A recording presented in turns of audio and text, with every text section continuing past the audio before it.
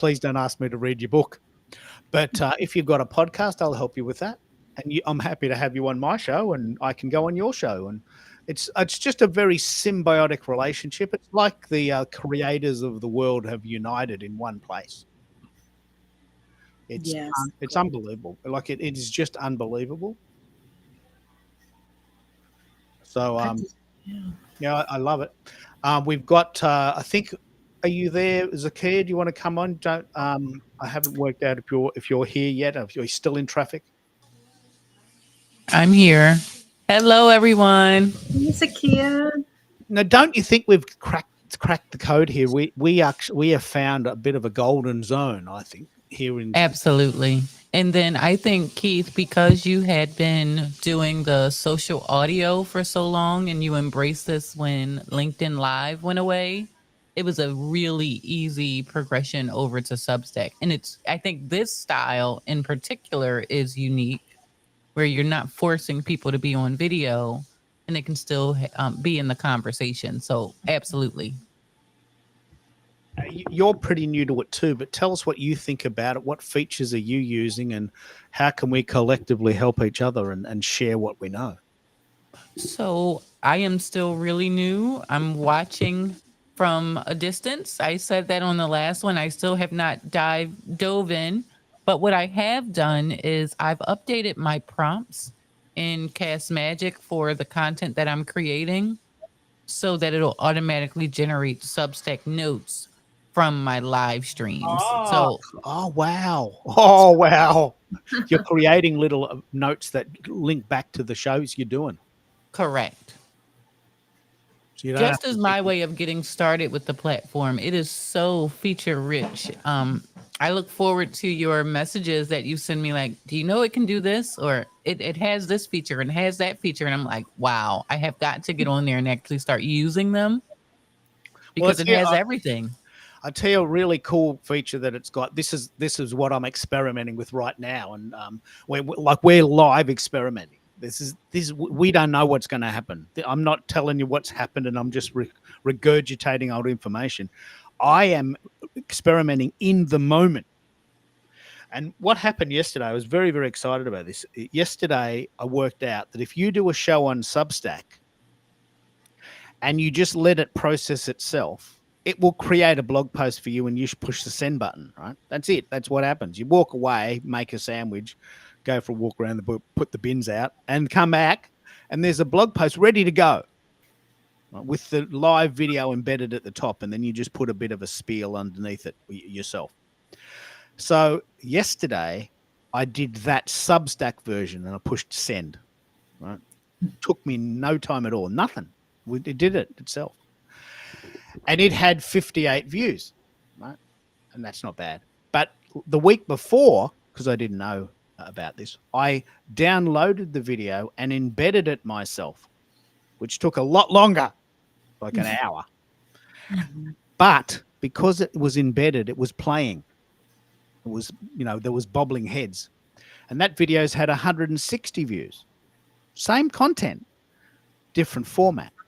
Right. Now that's an experiment worth doing. I walk away, put the bins out, make a sandwich after I washed my hands. And and then I eat my sandwich and I come back and the blog post is ready and it gets 50 views. I've done nothing. Right? But if I download the video and suck up all the bandwidth on my machine and then upload the video, which takes another hour, the video gets much better views, but it's a lot more effort.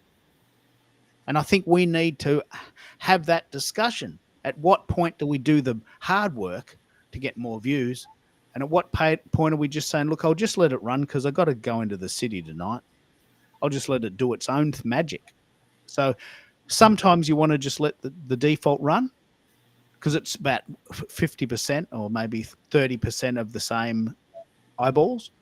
Sometimes you want to do the extra work because it's a very, very important topic and you want to maximize your reach. Just knowing that.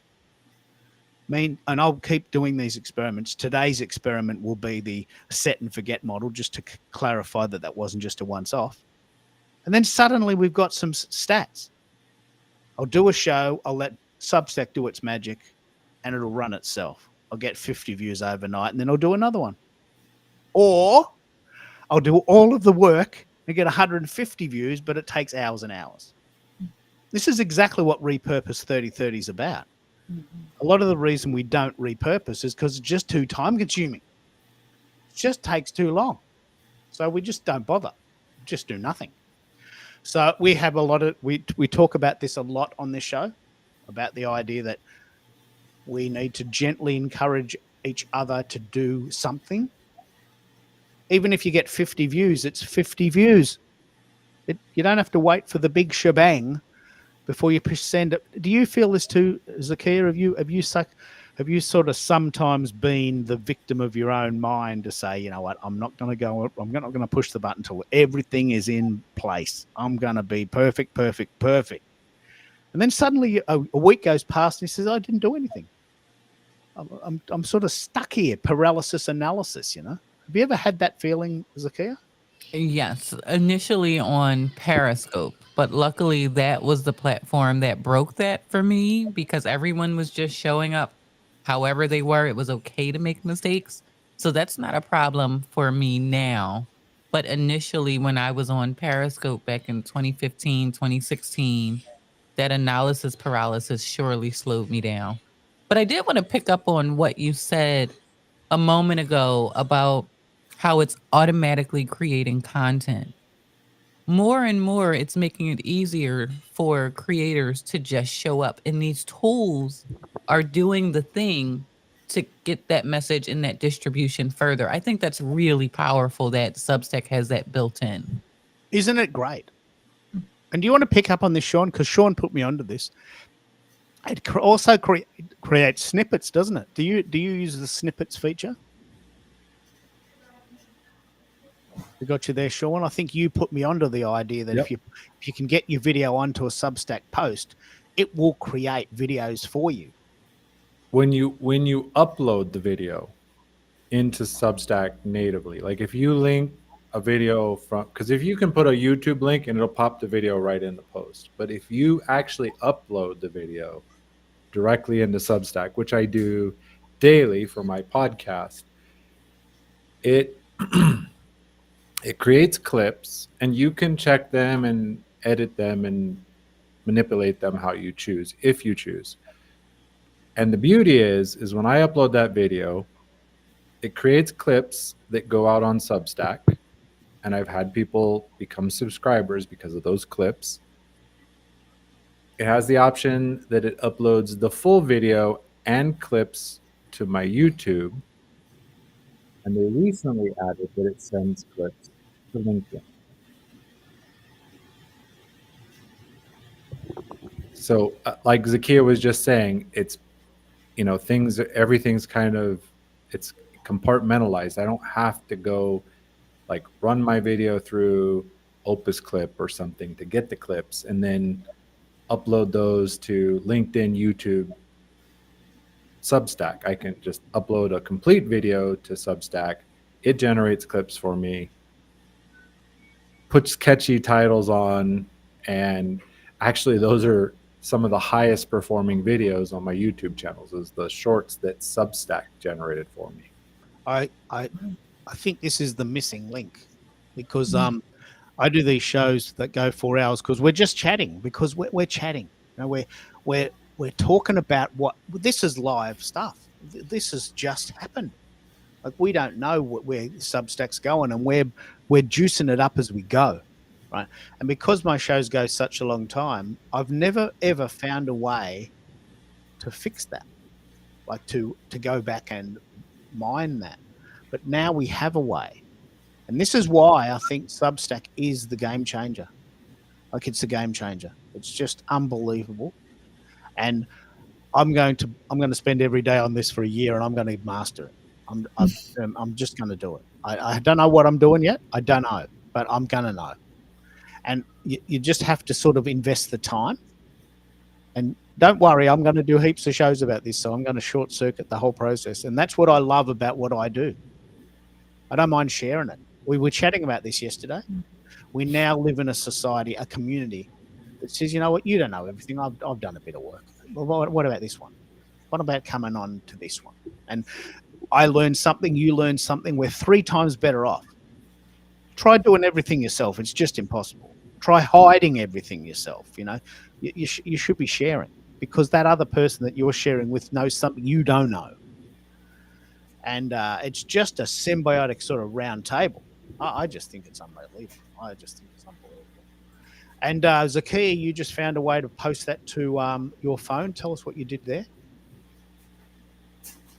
No, there was an email notification that came out from Substack. I thought it only sent your newsletters. It sent me your actual live stream to come and join right from Substack. So that's even leaps and bounds. I think we get them from LinkedIn, but it's hit or miss. But I just thought that was really neat. And it comes right up on your phone when you go live. Yeah, this is one thing that a few people have said. So I'm very, very interested in this, and I want to give everyone a turn to talk about how they use it, how we can benefit from it, how we can help each other. So we can have up to 10 people on stage on the paid version of Restream, and I want to get as many people as we can. Sean, did you say that you were listening on LinkedIn? I can't actually get my LinkedIn show to play. I think it failed. Yeah, like Zakia said, I saw the notification, that you were live, and I'm like, wow, I don't usually get to join Keith's shows because, down under, it's your morning, and it's, getting my son ready for bedtime, so I don't usually get to join. So it popped up. I'm like, hey, it's kind of early, and I jumped over there, and I know one of the things that I've heard from other creators. The connection to Substack, the video will go fine, but sometimes you can't see the comments as well or anything like that. So I just popped over to LinkedIn. It was working fine. It had the standard lag that I always see between the streaming platform and LinkedIn. It can be up to like 7-8 minutes sometimes, but it was running. Yeah, it seems to be working. Yeah, it seems to be working. That's good. So if you're listening on LinkedIn and YouTube, you can indeed make comments, and that's really great. I'd love you to do that. I'd love to get to 100 comments. If you are on Substack, unfortunately, the comments, Lachelle is listening on Substack, the comments don't come into the Restream field yet. Restream's working on this too. They're as fascinated as we are by this. So that's good news.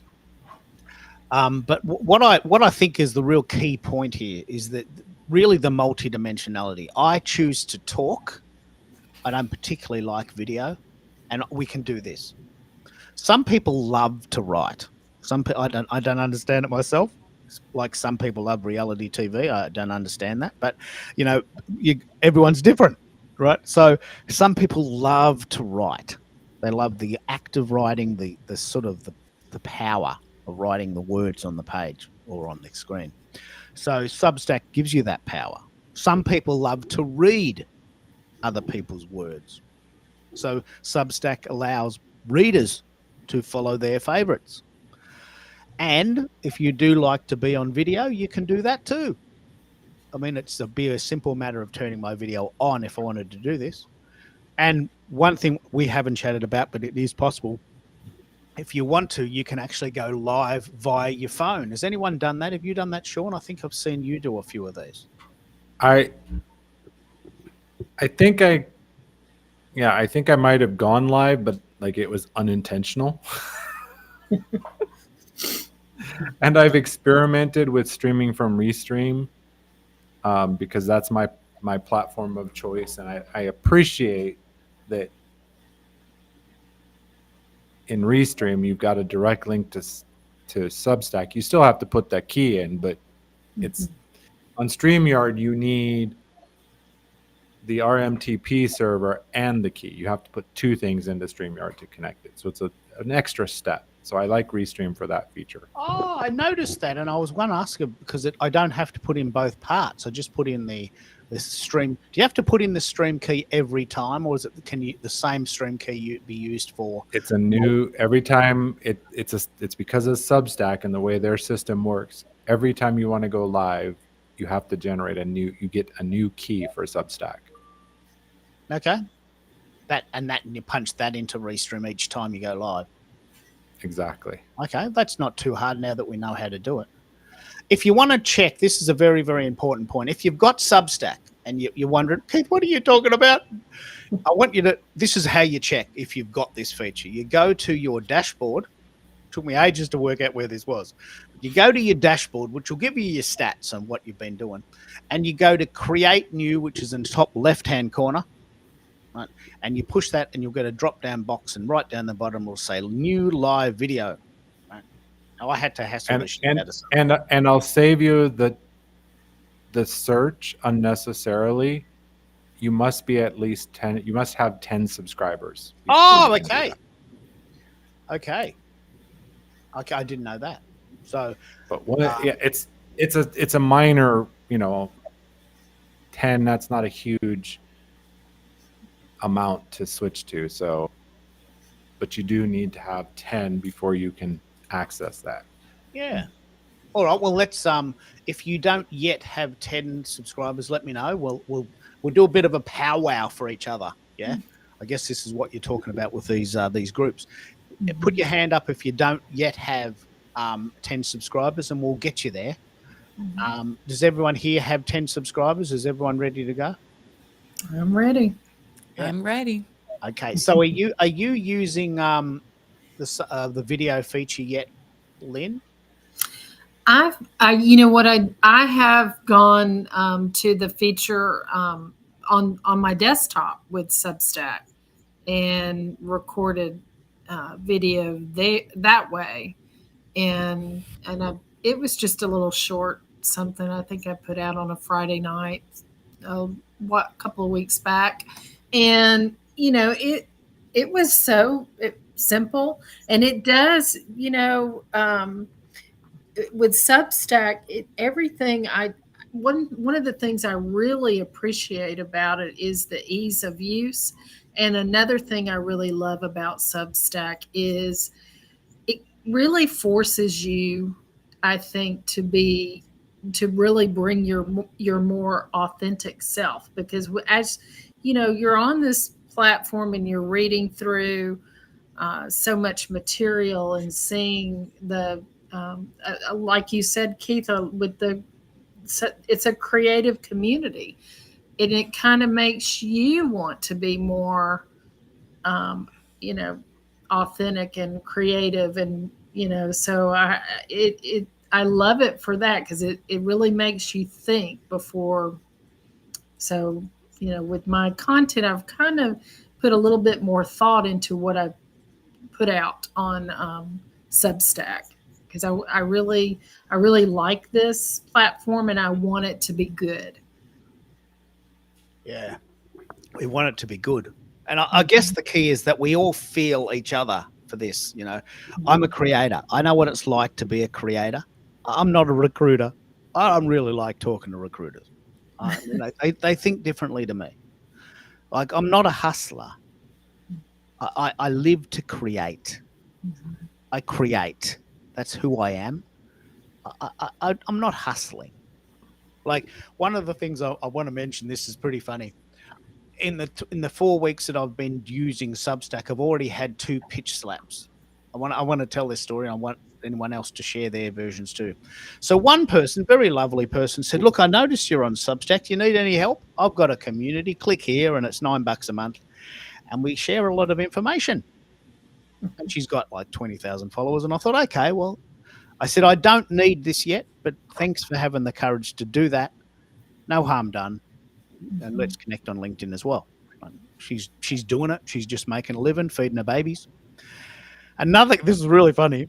Another guy said, "Oh, mate, let's connect. I can teach you how to brand yourself." I said, "Oh, okay. Okay, no worries. Where are you?" He's got 26 followers. And I said, "Okay, well, look, I'll just do a bit of research on you, and can't find you on the internet. Have you got a website? Have you got a LinkedIn page? Have you got a YouTube video? Have you done a podcast?" No. I just use Substack." "Okay, no worries. But who are you?" "Well, I am myself, and I can teach you to brand yourself." I said, "Well, you've got 26 followers, and I can't find you on the internet." I mean, what do you mean you're going to? I can't find you. Your brand is terrible. You're going to teach me to be terrible and make me pay for that. Right. So he keeps sending me these messages. And I said, look, mate, I can't find you on the internet. You don't have a LinkedIn page. You don't have a website. You don't have a YouTube channel. You've never done a podcast. It doesn't look like you've ever been on a podcast. I don't know who you are. Oh, just trust me. I'm a nice person. And I said, this has happened to me twice now in this month. And I just wondered, has anyone had any pitch slaps on Substack yet? Or is that mainly a thing that that happens on LinkedIn? Have you had that happen in the time you've been using it, Sean? I haven't had a pitch slap on Substack. I get lots of them on LinkedIn, but not one on Substack. Yeah. I just can't believe it. You know, this person wants to teach me to brand myself, but I can't find him. I mean, I felt like saying, look, if you just had the courage to ask, I'd be happy to help you. But I'm not going to be audacious enough to say, mate, I should be teaching you, and that's $200 an hour. Let's give me a call round. But I'm not going to be audacious to say that because I'm not in that zone. Like, that's not the way my brain works. And I got a bit angry. He keeps sending me these messages. I'm just ignoring him. I'm like the guy that knocks on the door and wants to sell you cable TV or solar. Hey, guess what? We got this brand new solar package. Yeah, I know that. You told me that last week. I don't want it. Can you please stop coming? Please stop calling me.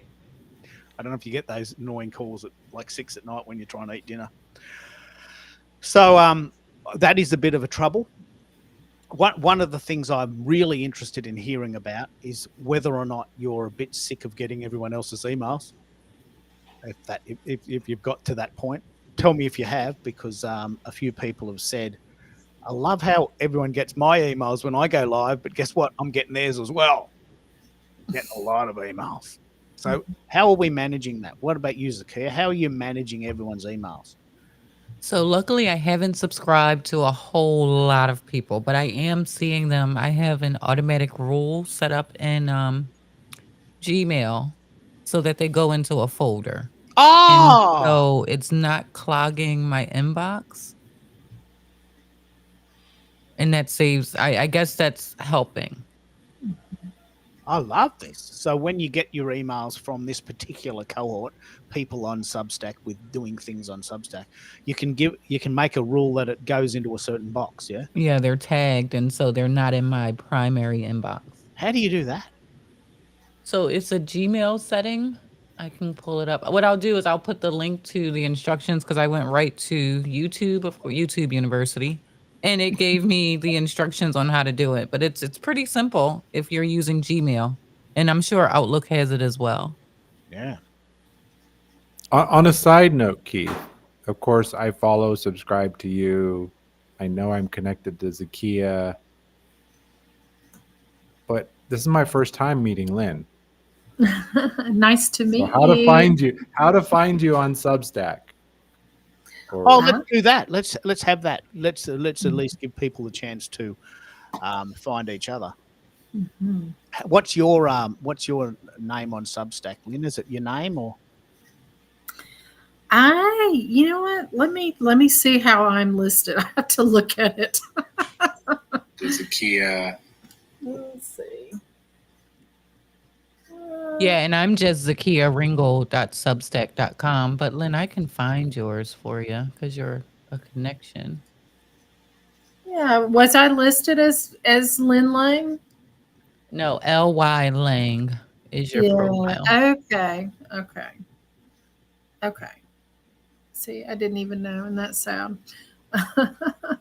And that's tricky because I was working with Dr. Marcia Zakia, and she kept trying to log in. She's like, I got a Substack set up and I can't get back in, and we had to like dig around to help her find how she logged in, but I got her in. You know, the best thing to do with that is to install the Substack app, because then you're always logged in. You don't get logged out. Yep. And then you can see what username, like if you go to your profile, you can see what email you used when you signed up.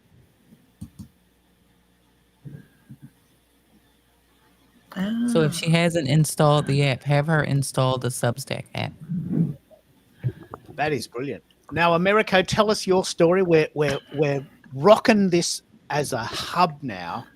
Substack is so feature rich that we need to probably do, like, there might even be a Substack university. It's like a course. It's like there's Well- so many cool features, isn't there? Hey, On hey, that everyone. note- On that Hi note, there, Keith. Mirko. You go, Sean. You got to go. You got some thoughts? No, yeah. Well, as part of Audio Leadership Club, which I know you're in and Ah, yes, Zakia's yes. in, That's coming up next week, Amal- isn't it? yeah.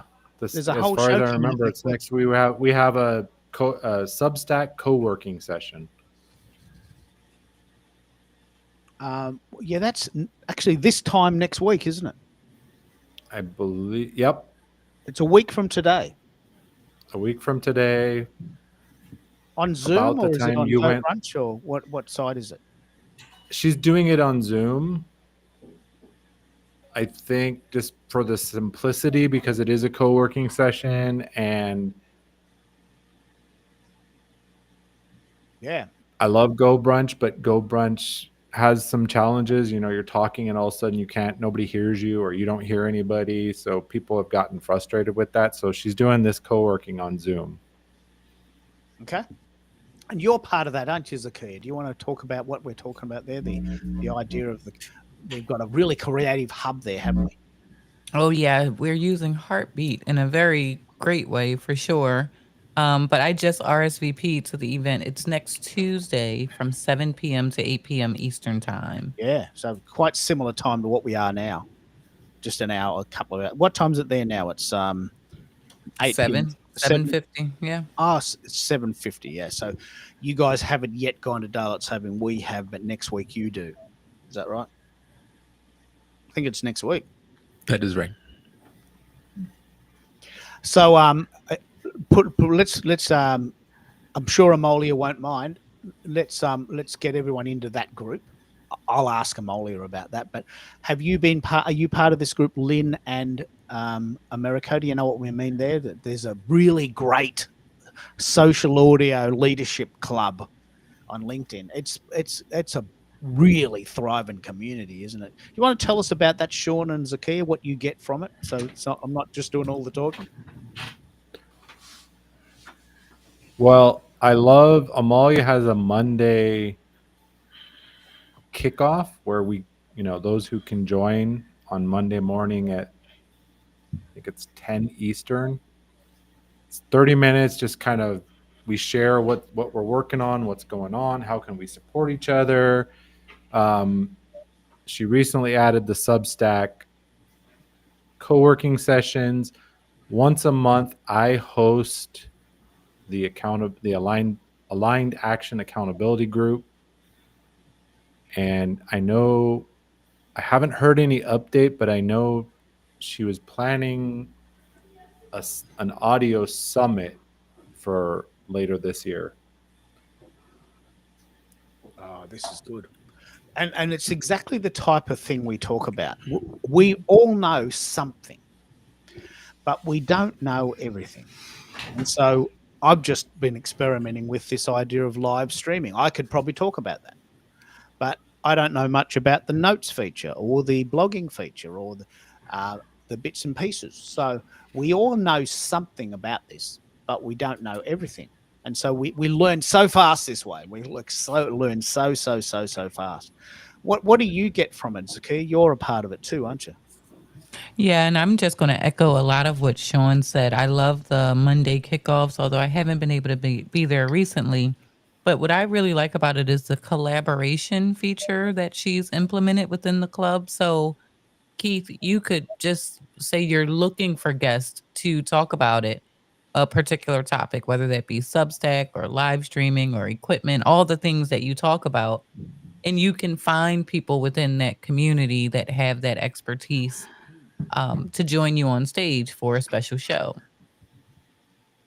What I'll do is I'll send everyone Amolia's LinkedIn page. If you're not following her, I'll let her decide. And I'm not putting words in her mouth. I don't know her procedure. I could probably technically add you, but I don't know if that's kosher. So I'll send you all. I'll tell you exactly how it works. So normally she has a wait list that she opens from time to time where you There go it is. through her and you get on the wait list. But members of Audio Leadership Club have their own link and it's fast track. Yeah. So if I recommended Lynn, Amalia would probably be okay. Well, you've actually in Heartbeat, Keith, there's a link you can actually give Lynn, America, whoever, and if they sign up through that, they're in. There's no wait list. You're the vetting them. Okay. Yep. Tell us about. Let's have a chat about this. We're using Substack now, which is free to use, and they take 10%. Actually, I'll play a little sound because I'm trying to trick Substack into doing these little snippets for me. So I'm going to try and create my own snippets. I'm trying to game the system. I'm going to play a little 7-second intro.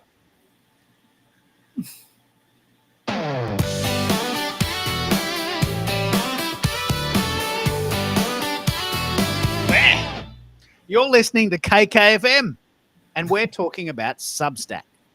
Now, Substack has a really cool feature where it's free to use, and they take 10% of whatever you make when you decide to monetize, if you decide to monetize. But there's a lot of other sites like Heartbeat.chat that has a very, very, very robust set of features at a monthly fee from day one. Now, I'm really interested in this dichotomy, and several people on this call are a part of a Heartbeat community. What do you think of this site? Zakia, I think from memory, you were one of the lucky ones that got this as a AppSumo deal. There's a big long list of these. But what do you think of Heartbeat, and how does it compare to Substack? Can you hear me? Yeah, we got you. Okay, great. I think it doesn't compare to Substack. It's a closed off community where Substack you can be discovered. But it would be a comparison to like School, Discord, like those kind of communities. And it has all of the features that you could want for managing a community. And then the monetization path, they have courses. You can host events that can be both private and public to get people a preview of your space. So Heartbeat, I think it came out 21. I'm not sure, 2021 or 2022. But every month they have a roundtable with the founders, and they're constantly implementing and upgrading new features from what they heard the previous month with their roadmap. So it's a very powerful community platform.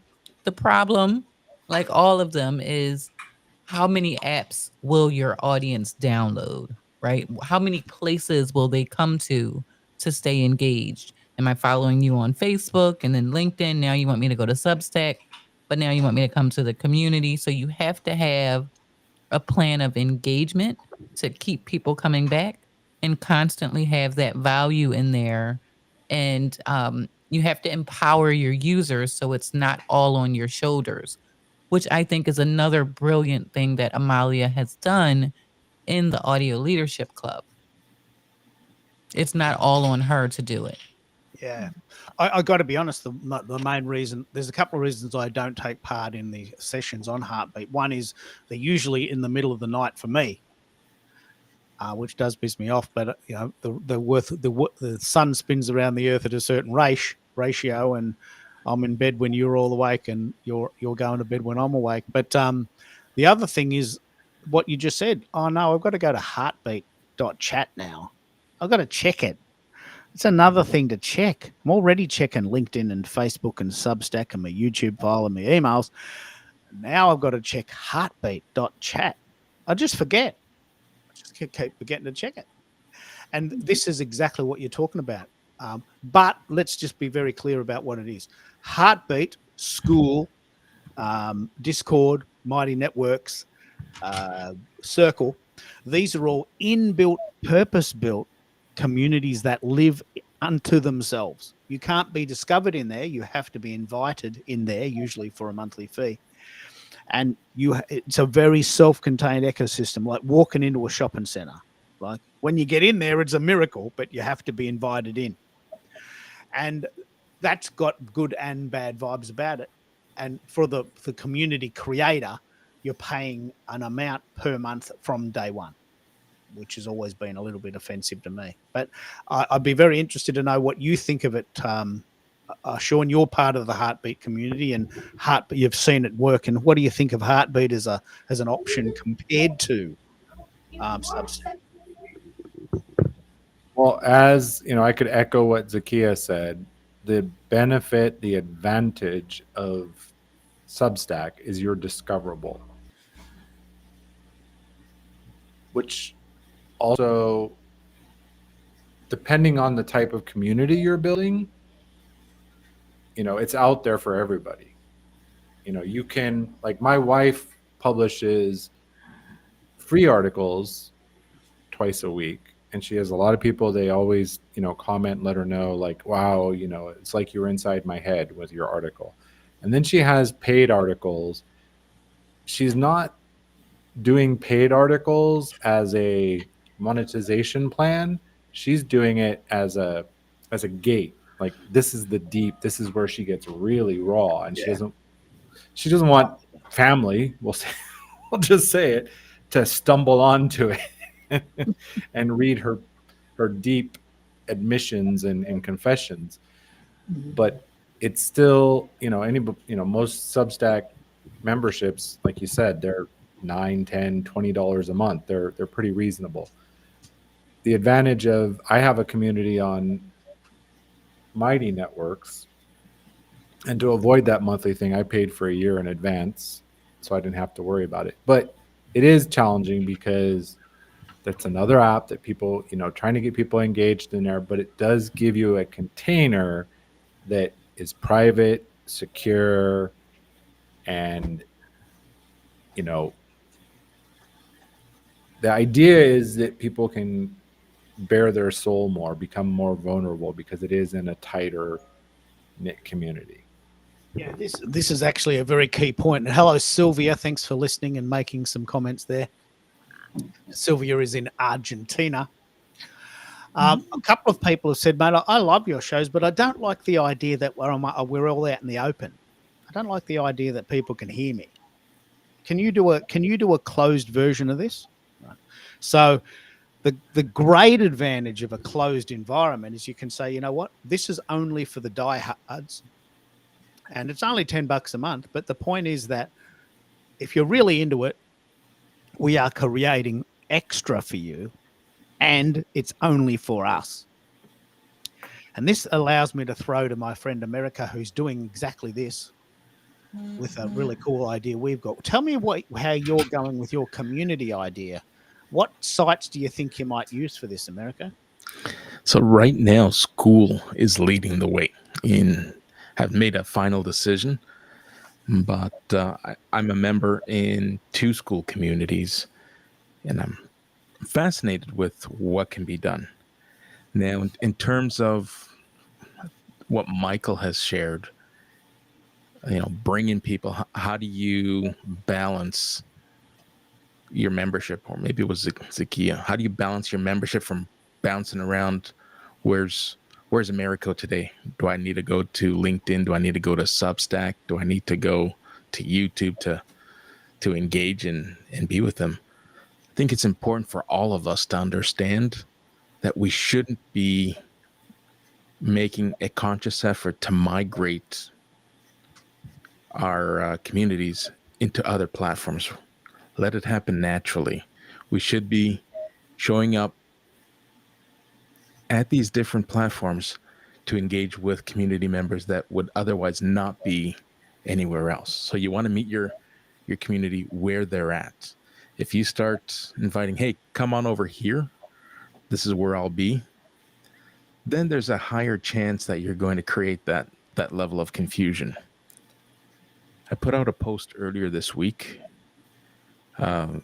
asking what platforms do you think are best for creators? And the three options were LinkedIn, Substack, YouTube, and other. And I'm surprised that no one has jumped on other and talked about the Facebooks, the Instagrams, and the TikToks. But nonetheless, I do believe, and a lot of people have shared comments, it's really about understanding who shows up at what platform. LinkedIn, we know and understand as being the B2B platform, where YouTube, although we haven't had much success with it, YouTube is the education platform. That's where people can go to learn. And Substack has started to steal a little bit of LinkedIn's thunder because that's where thought leadership hangs out.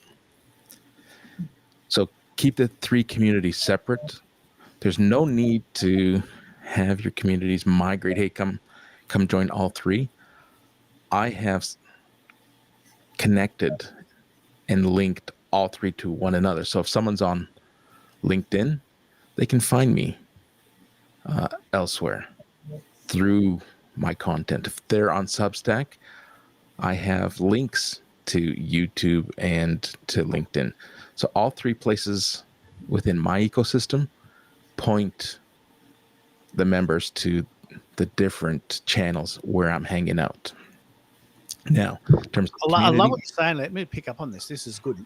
I actually want to really pick up on this because this is what we're doing. We're using Substack as like a hub to, and the image really points to this, what you've just said. There's this central hub, maybe Substack, but you could also send people who like writing to Heartbeat. You could send people who love podcasting to School. You could send people who love videos to YouTube, but there's a central spot. And I think this is this discussion we're having, but I think what you've tapped into there is that you don't want everyone to migrate to everything else. Everyone wants to have their own idea, don't they? Yeah. Yeah, and can I jump? Oh, go ahead. Sorry, please America. jump in. Please. Yeah, please, I was please go ahead. just gonna say that central spot, it has to be a place that you own. Like I love Substack and the fact that it's new and it's a creative hub and it has all of those things. But my story with Periscope, and that has been a thorn in my side for a very long time. I think everybody has to have a central place where they can send people back to. And I think what we're talking about is that distribution on social channels, whether it's LinkedIn, Substack, YouTube, Instagram, Facebook, whatever the social platform is, that's like shouting into a megaphone. Whereas the intimate place where somebody comes back and either they're paying you or they're diving deeper could be your community or your website. Let's have that exact discussion. So up until September 2nd, 2025, if you're listening to this as a replay, it's now October 2025. I was using WordPress as my blog, right? WordPress.org. And I have a website, keithkeller.org. Now, up until this point, that was where I was sending people because that was my hub. I had an ebook there, and all my podcasts were there, and all my blog posts were there, and all my details were there, and even my phone number, which does piss me off because a lot of people call me to try and sell me solar. But the point is that everything was there, and I pay someone to manage that, and I own that. No one can take that away unless I stop paying my web designer. And this is exactly what you're saying. Can Substack replace WordPress? Oh, that's a great question. Can Substack replace WordPress? A place you own, yours. It's not LinkedIn. It's not Facebook. It's not Periscope. You own it. It's your baby. What do you think, Zakia? Are we a bit ambitious in trying to go that far? I don't know. I don't think so. But my initial answer to can it be that is no. And the reason for that is depending on what your end goal is, like what is it that you want? And the way generative AI is going, I'm not sure that you're going to be tagged as a thought leader within the generative AI tools because of your Substack. Whereas if it's your website, or somewhere that you're posting content, again, somewhere that you own that you can brand without the dot substack.com or linkedin.com/n/your name. But whatever you are branding, I'm not sure how you're going to drive that organic traffic, because again, if you're depending on Substack to be that place, you're depending on the audience that Substack is building, which might be enough. It probably is, because they're growing by leaps and bounds. But that's like asking, could TikTok be that central place, or Instagram? I put them all in the same bucket. Substack only stands above them because of the modular nature and the additional features that they offer that make it easier to be a creator. It is very attractive, and it's a very good question to ask. Like, if you Google, and let's Google each other. Like, when you Google me, my Substack account doesn't come up. It's not even in the top 10. My number one account is LinkedIn, my WordPress blog, my SoundCloud account, possibly my Twitter account. But Substack is not even in the top 10, and that's your point, isn't it? No one's ever going to find me randomly by Googling me, and it won't point them to Substack. So I don't know if they're working on the SEO component, but it's a very, very good point. It's so convenient that it's possibly a little bit of a trap. Does anyone know if Substack has the SEO features yet, or not? I can't seem to find any. It does have SEO features. You did point out a couple of weeks ago that they're not as robust as LinkedIn, but I did notice in one of my articles that someone came in through Google, through a Google search. So it is SEO and crawl. It's being crawled, just not at the magnitude that I guess LinkedIn is being crawled. Yeah. Well, why don't Now, is we that because Google of the ourselves? size? Try this at home, Well, guys. I just Googled. Actually, I think, Keith, the better thing is Google each other. So I just Googled Americo. Top result And is LinkedIn. Number two result is Substack. Oh, it is Substack. It is coming up. Number 3 is background check with an address in Maricopa, Arizona, which I know he's not in Arizona. So that's a different Americo DaCosta. Then I get that's interesting, because I don't get any. I get an Substack. Instagram and Well, Yeah, let's all do this together on the same thing. So Americo DaCosta, I get LinkedIn, YouTube, several other people with the same name, and YouTube and LinkedIn, Facebook. I think I'll check if there's an Instagram version, a Facebook version, but not a single mention of Substack. Now, this is important. You've mentioned a very, very, very important idea there, Zakia. We could be spending buckets of time on this shiny new object, and no one's finding us. And isn't the goal to be found? oh my But goodness, who are the people that are finding you? If the right tribe, if your target audience are those people that are on Substack, that might be okay. If only those people that are on Substack that are searching there. But I think even a Google search right now, in the next 6 months, and even now, what we're seeing are AI generated results more and more. And so it's not even just search engine optimization, it's AI optimization. Are you optimized if somebody searches for you in ChatGPT or Google or Claude or any of them? And that I don't think any of the platforms are doing. That's done through the schema on your website. You don't have that control on these sites. That's true. so I Googled my name, and you heard me say, "Oh my God!" There's an obituary that came up. Oh no, no. And the top result I got for Keith Keller was an obituary. Okay. And some some pictures from several years ago. Yeah. Okay. Like Very. one of the top very results on you, Keith, I got was how to find Twitter influencers. Okay. Yep. Global social media coaching.com and Vox presenters. Yeah, that's okay. I was a Twitter dude from 2008 to 2022, so that's a history I do own. Yeah, and well, and in the photo, you had a lot more pepper than you do in your current photo. If you know what I mean, in your hair.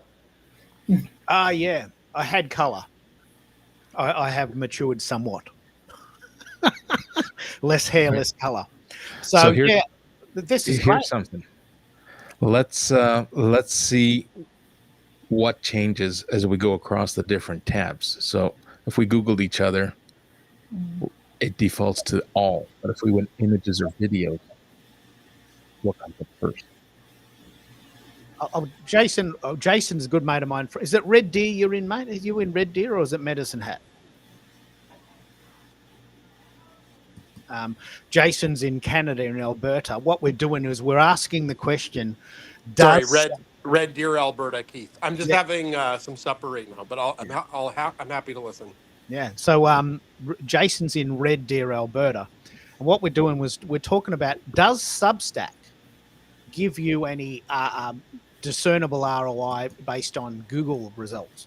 And we're still deciding whether that's the case. And we're all for fun Googling each other, and not a single reference has come up for Substack. And that's such a good insight, Zakia. Such a tremendous insight. So let's keep going with this train of thought. Where it does hit is your keywords in your Substack posts. Do you 'Cause have an I've heard example? like if I search, let's see. And of course, I don't use Google. I use a more privacy-enabled search tool. But let's see. So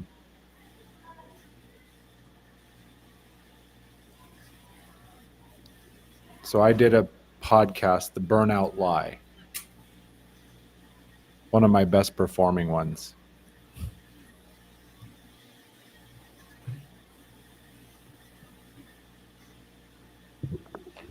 And it shows up. Let's see. I don't see Substack. I see the YouTube. Oh, there it is. YouTube first page, or YouTube and Substack on first page for mine. But I don't know. Like, that's why I said Google each other, because I feel like your own search engine, you use it all the time, so it's going to favor your content. Yeah, I want to pick up on this. This is very, very important. We'll circle back to this. Several people on Substack have mentioned, "Hey Keith, I keep making comments. Why aren't you calling me out?" I can't see the comments on Substack. I'm so sorry. I'm looking in now, and it doesn't appear to be coming up. So I really do apologize for that. But I want to talk about this story, and I want everyone else to comment on this. A person contacted me recently and said, "Hey, Keith, would you like some help with your Substack?" A pitch slap. I got a pitch slap. Some people have already heard this story, but I'll repeat it because there's a few people here that haven't. And to this point, I said, "Well, look, okay, what are you doing?" "Well, I've just joined Substack and I'm monetizing from day one. It's got 26 followers."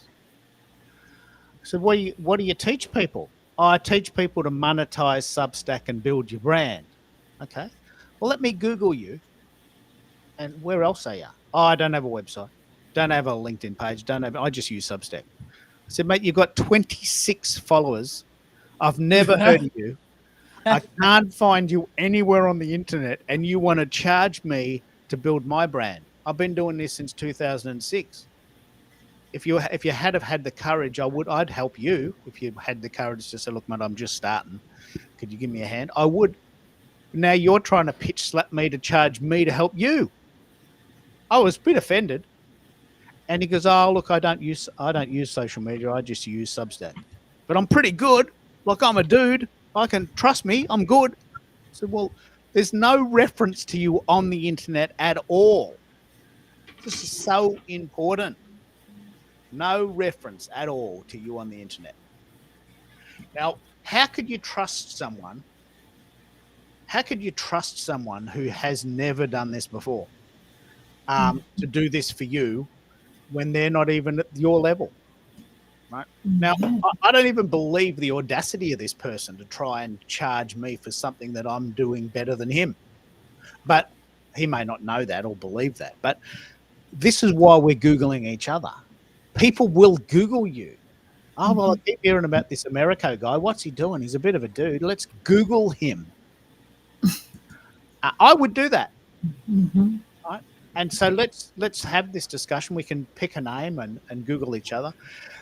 As you said, Sean, I get lots of great results because I'm using my internet in my town, and I'm Googling myself, and I keep going, wow, I show up on the front page of my own search. Isn't that cool? Well, I'm using my own computer in my own town with my name done 10 times a day. Of course, it's going to come up with me because I'm doing it. Right? It's not really accurate. It's not a really accurate idea. All right. So Keith Keller from my IP address has your SoundCloud as the number one, as the top search. SoundCloud! Bingo! Bingo! I keep talking about SoundCloud. No one believes me. That's the number one, isn't it? Yeah. Zacchaeus pops up in Instagram on the first thing I see. Okay. And then And look, people say, have you Googled yourself? And they might think it's a little bit sort of narcissistic. But the truth is, if you're going to work with someone, they're going to Google you. I mean, they are. And unless you like, I just can't believe it. I just can't believe that people have no online presence and they expect people to pay them. I mean, how can you? So you've made a very, very, very very, very, very good point, Zakia, and that is, can people find you using Substack? I'm not sure their SEO is sophisticated enough to monitor that. And I don't think if any of us Googled each other, our Substacks would be in the top 10 on our own name. Well, and the other feature too, it depends on your publication settings. So if your publication is your name, your real name, full name, like Lynn Lang or Zakia Ringgold or Keith Keller, .substack.com, that will get you on there better. But if you have, my favorite pizza recipes, .substack.com, your SEO is going to be less effective. And is that important? That's the point. Is it important? It's a good, because what we're discussing, if we get back to the point of it, is we are discussing, oh, just look at what I just did there. That looks so good. Using Substack as a hub. Right now, we got this little Brady Bunch moment coming. There was a man called Brady who married a very important girl. I can't remember the theme. He had 6 kids and she had 6 as well. And it was such a cool show. I don't know if you remember the Brady Bunch. I'm dating myself now. But look, this is a Brady Bunch moment. Using Substack as your creative hub. We're pulling it apart. I'm actually going to play a song because I actually want Substack to do this as a little snippet.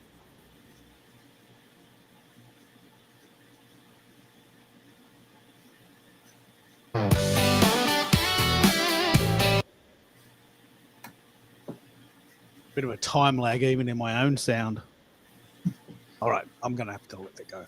So using Substack as your creative hub, it's got lots of great features, but is it a replacement for what you're already doing? Can it be as good as a website or a WordPress blog? We're pulling it apart and we're Googling each other. And I just can't wait to I'm going to really work really hard now to fill the room. Can you do me a favor, guys, and send this file around to some buddies, and let's see if we can fill the room. Have a nine window Brady Bunch moment. Yeah. Hashtag Brady Bunch moment. Yeah. But, someone's got to go first, and someone's got to pull this apart. Is Substack just another shiny object? That could be a tag. Is Substack just another shiny object, or does it have something really strong and new? What do you think, America? You've been doing this a while. What do you think Substack offers us here? I would say Substack, don't be fooled by all its greatness. It still rents its space. Right. Yeah. So to answer your question, can it replace a website? I would say not yet, not with what it is as it presents itself today. Could Substack replace some other platform? Possibly. Now, I would say if we rewind and ask your WordPress question, could it replace WordPress? I think a community-based platform could replace WordPress or any website more so than Substack can replace it. Let's circle back and ask the question what people are using as a website. Some people don't have a website. I get that. I use WordPress.org. It is the coolest thing I've ever used, ever. I love it. KeithKeller.org if you want to have a look at that. I've been using it since 2008, but it's so hard, I pay someone else to manage it. Right. Now, that's not necessarily very practical for everyone, but I can't manage it. I just don't know how to use it. But it looks fantastic. Every time I try and use it, it just goes sloppy. And, I have to ring them and say, hey, guess what? I tried to fix it. It just looks so bad.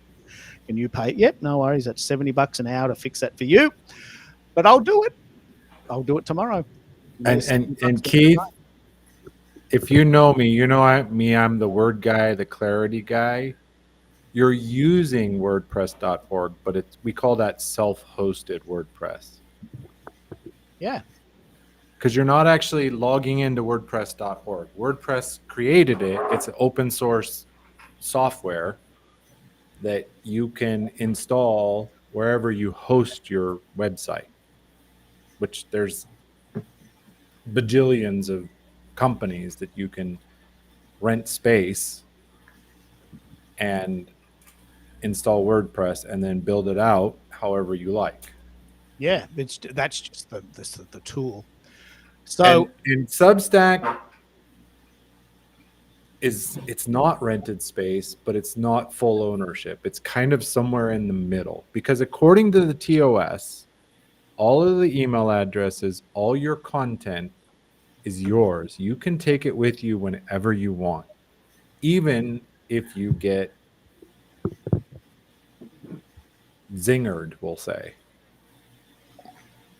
I've heard of so many cases where somebody's LinkedIn, they went to log in and blocked, and they couldn't get it unblocked, or their Facebook or their YouTube, or all these standard rental platforms that you can lose access to your entire community, all your content overnight. Substack's supposed to have that. I haven't heard any stories of anybody actually having to do that, but according to the TOS, it's all your content and you can take it no matter what happens. I think there's a couple of major advantages. Maybe I'm trying to cover 20 years of internet activity in one site. Maybe it's not possible, but the point it has so many great features that we have to at least put it in our toolkit. Is that maybe a better way to say it, America? Yeah, that is definitely a better way to articulate. It's definitely a tool you don't want to leave out, because it captures so many facets of communities. You're going to get your reader, you're going to get your listener, you're going to get your visual learners. It's a one-stop shop, no doubt. I know that I was listening to your replay from yesterday's show briefly, shortly after I was celebrating the Toronto Blue Jays. And one thing that came up when I was listening was that as our communities grow on Substack, it becomes cumbersome and clunky in our inboxes, in our email accounts, because we're getting all these notifications. Well, we can turn off those notifications, or at least slow them down by deciding where we want those notifications to go. Do we want to just push them to our mobile devices? Do we want to push them to email accounts? And I'm trying to stop everything from going into my email box. Let's pick up on that. Let's. One of the things that people may not know yet, if they haven't used Substack, is that when you sign up for Substack and people subscribe to you, they get a notification that you've gone live or you've made a new post. And that's great for the first 2 minutes. And then suddenly you realize, hang on, I've subscribed to all these people and I'm getting their stuff and they're getting my stuff. And I spend about an hour every day reading the emails. That's not good. That's not a good use of time. Plus they come on my phone and I'm in the middle of something else and I get this little, did it? What was that? Oh, someone's gone live. Okay, well, I'm not in the mood for that. So we're sort of robbing Peter to pay Paul. But there must be a way to manage this. So I'm new to Substack, but how do we manage all these notifications? There is a way to, I was playing around with it yesterday after hearing that comment. So you can go into your settings and change your preferences so that you can receive just go live notifications and turn everything else off. You can turn them off on email, but leave them on mobile. So the options are there. Now, the only setback, and time will tell if whether this is true or not, because when I change my preferences on LinkedIn, for whatever reason, every time I restart or reboot, I don't know where it's originating from, if it's from LinkedIn or if it's from my laptop. I'm just not that tech savvy. But every time I reboot my computer, it seems like I have to go back into LinkedIn and change all my privacy settings and my notification settings, because it drives me nuts that I have to scour through all these notifications to get to an email that requires my attention and has a higher level of urgency. So I try to turn them off on LinkedIn for whatever reason.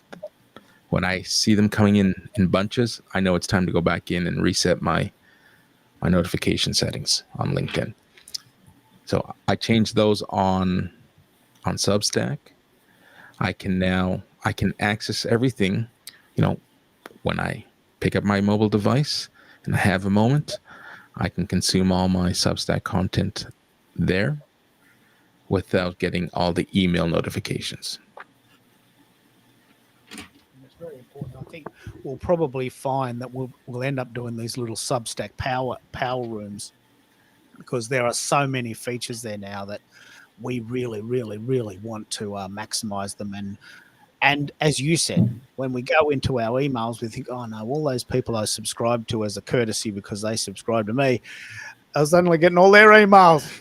And then suddenly, well, what about the one email you get a day that's really important? I still haven't found that one email that's very important. Maybe there is one. Maybe there's one I get every day that's important and I have to do. I just get so many. We're all sort of swimming in this. I've got to get better at it. But it is definitely a thing that people complain about. It's definitely a thing people complain about. And more reason not to influence your community and entice them to move over or follow you at 3 different platforms, because they're going to get that many times more notifications. I love it. Well, let's regroup. Jump in, Jason, if you want to speak. We're trying to fill the room. What I'd love, let's just regroup. I'd love for you to spend a little bit of time. Oh, what do I do there? I pushed the wrong button. Sorry. You've been listening to Keith Keller on KKFM, and I think I've just got the sack. But I would love for you to share this link with your buddies.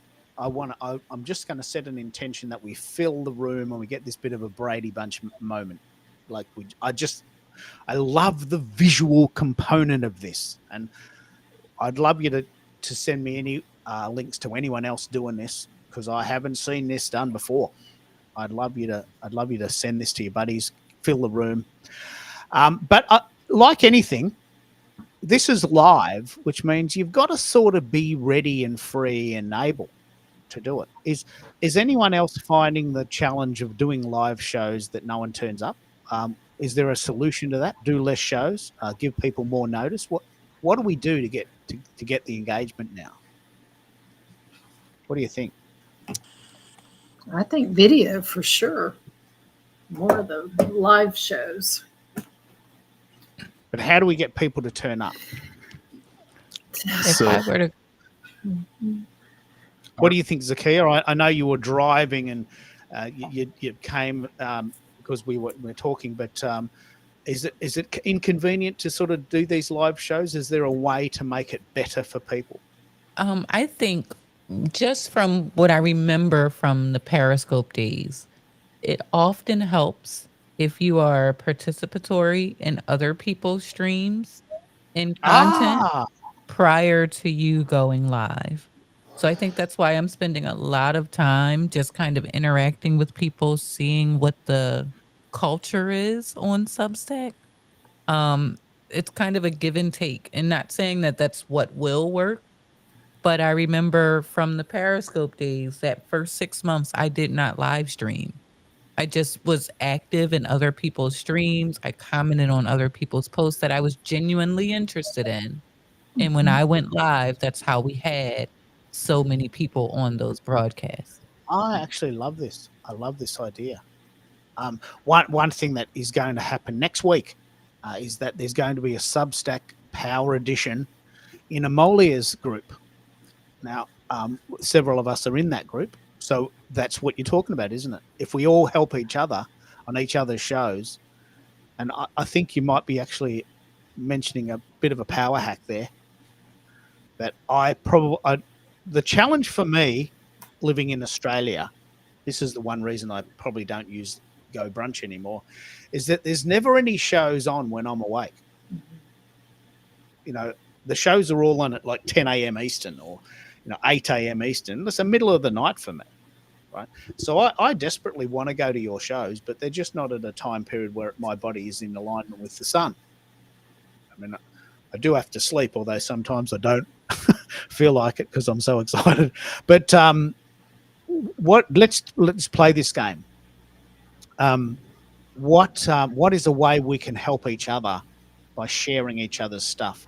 Is there a power time where we can all get together? What do you think, Americo? You've done a lot of work here. What do you think is the power time that sort of works for everyone? So here's what I've experimented with. I find that the shows that I purposely do during the day in the Eastern time zone don't serve me as well, because people are either working. If they're on lunch, I may not be their biggest priority. So it's important for me to capture an audience that is relevant to my guest speaker. So if I have someone coming in, I will concentrate on bringing or inviting members from their state or surrounding area. I love that. Yeah. And then I kind of Their brand, town, right, their state, town, their country. right? And then build it outwards. It's like, all right, we have the geography taken care of. Now let's focus on relevancy. Who is your ideal client, or what is your ideal industry that you want to get in front of? And I will invite all members from that community to the event so that you get the most of it. Now, I'm looking at this from a different perspective, because I'm monetizing the production and coaching these services for those who are manifesting this idea of going live. And as much as I love and support and enjoy engaging with my community, the last thing I want anyone who is asking, hey, do you have any samples, any ideas, any shows that I can see to get ideas of my own of what I want to build? I don't want anyone to have the perception that, hey, I got all these demos. all these shows that America hosts with in different formats and different genres. It's great samples, but it seems to be the same 5 people commenting. So I'm not sure that I can trust America to bring an audience, right? Oh, isn't that cool? But if they come on their own, great. I welcome them. But I don't want to artificially bring people, hey, can you come and support me? And then have it turn around and bite me in the arse. Yeah, well, I'll give a very good example. Tell me about the show you did with John. John's in Calgary. He works in ESG, Environment, Sustainability, and Growth, maybe. I still don't know what ESG stands for. Governance, yeah. Governance. Now, that show was very deliberately specialized for his story. That's right.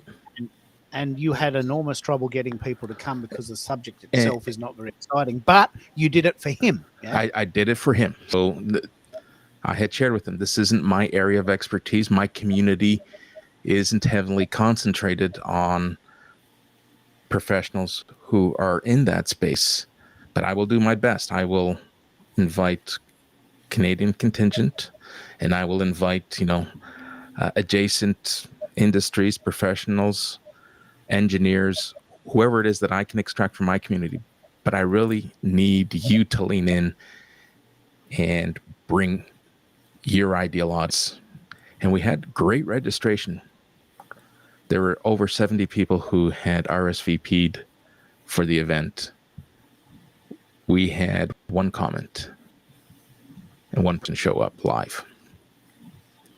So did not do as well as we had hoped. We're struggling with the replays, but the silver lining, he wanted to experiment and test his capability and his willingness to, the willingness is there. He wanted to show up. He wanted to be part of something. But this now helps him build a strategy long term, right? We've just had a bit of a chat from Bernardo. Bernardo and I are not following each other, but that must be that he is a person. He's paired, so someone else has come in there. Zarar, I think, is in Pakistan. Bernardo is in Uruguay. So we are definitely getting a global audience. But Bez, tell us what you're thinking of Substack. We've been dancing all over the place, but let's have a chat about where. Yeah, Keith, if I can just jump in because I got to run. Got to run? No worries. Yeah. All right. I wanted to add, Zakia makes a very good point.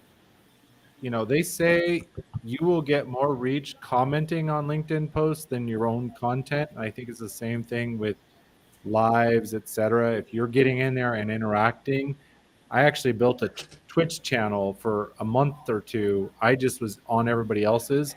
When I decided to start live streaming, I was affiliate in 7 days on Twitch, which requires a certain number of subscribers. So yes, it's very effective to get in there, get active, engage with other people. The other thing that's really helped me, because you can't hit everything. Americo invited me to be on his show. I said earlier, I can't usually get on your show because of time differences and my schedule, after 7 p.m. my time, which is in 15 minutes, it's getting my son ready for bed.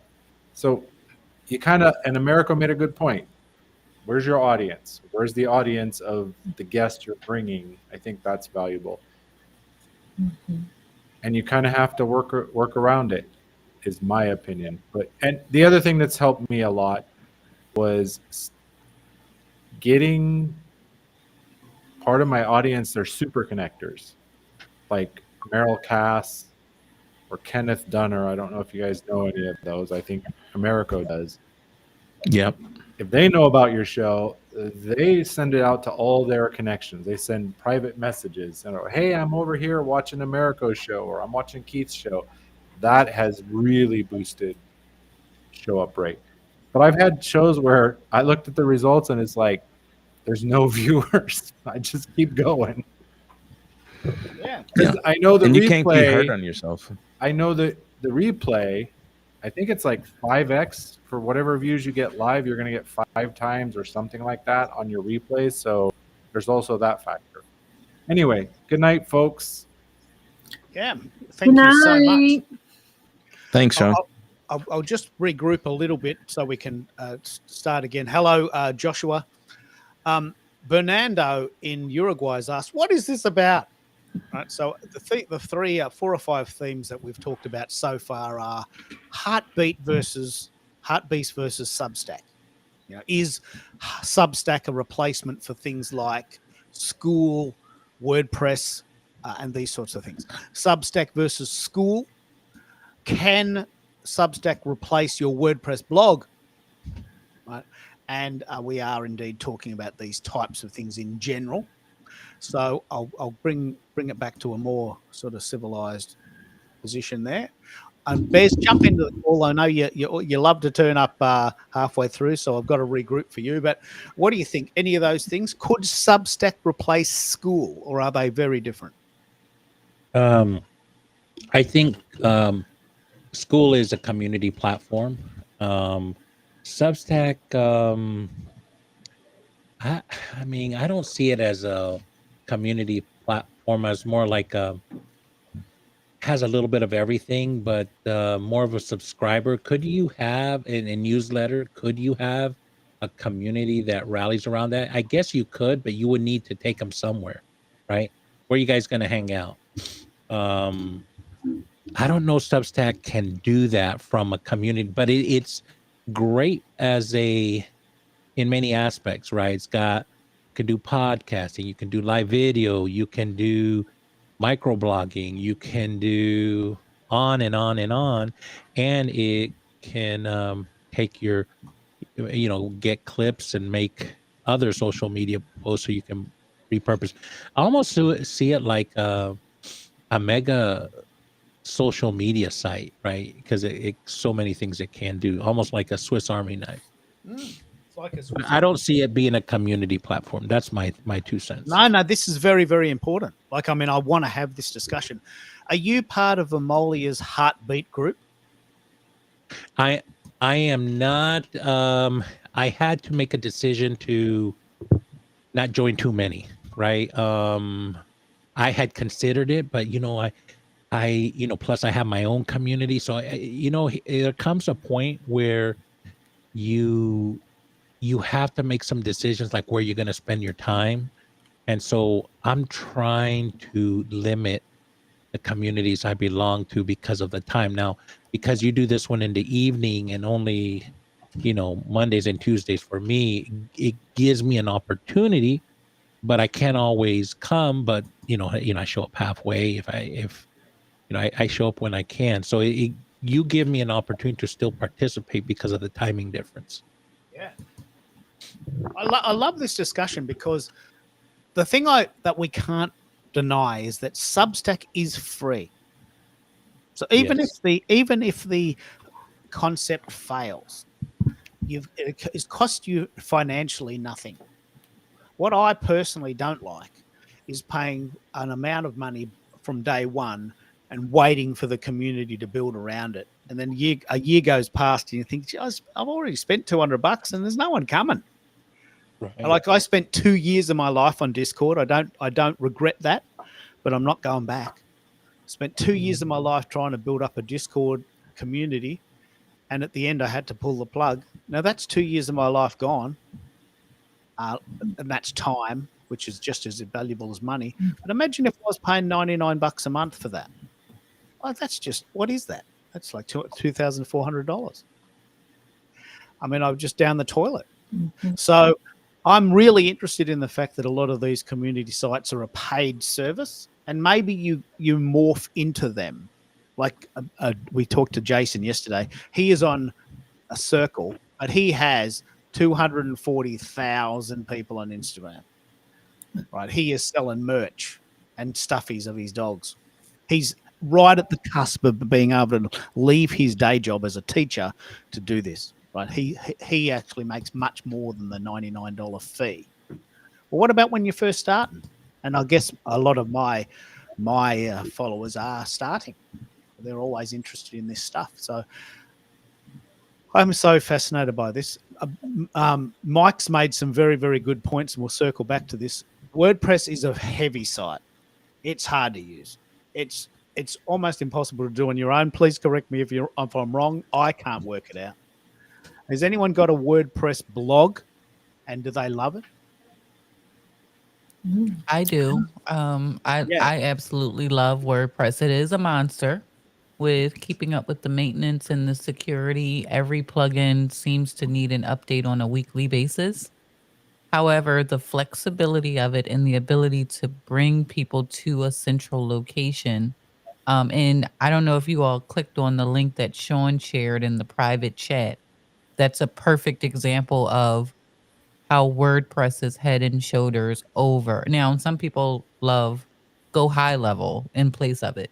But WordPress allows me to have all of those elements in there. So no matter if someone is searching on Google or any of the generative AI tools, if they look for my name or any of my brands, because there's 3 of them, they're all optimized to bring them back to my site, which is where I can then sell the products, the services, the coaching, any of those things that make sense for the person that is there. I love it. You've explained that really well. WordPress is a monster. It's bloody hard to use, and I actually pay someone to do that. But it is the fundamental hub, isn't it? It's the place where everything functions. It's a really, really powerful, but hard. Does anyone else have a sort of a WordPress story? I have a WordPress blog if you want to look at it. WordPress.org. Sorry, KeithKeller.org is my WordPress blog. I'm very proud of it. I've been doing it since 2008. Like, I mean, it's thumping. It's got everything you'll need there, but I have to pay someone to manage it. It's really hard, really hard. Right. But I So- think, Keith, what we're getting at is you leverage this creative hub of Substack or LinkedIn or any of the social platforms to drive people to that place you own. That's right. That's right. That's right. That's exactly right. We're always got to be driving people to the place we own. I want to give everyone a turn to talk about WordPress because it is hard to use. Like, it's very hard to use, but it's good. So before I have throw a to Mike, question. yeah, please. For Zakia. Zakia, do you do your own maintenance and your own? I mean, what?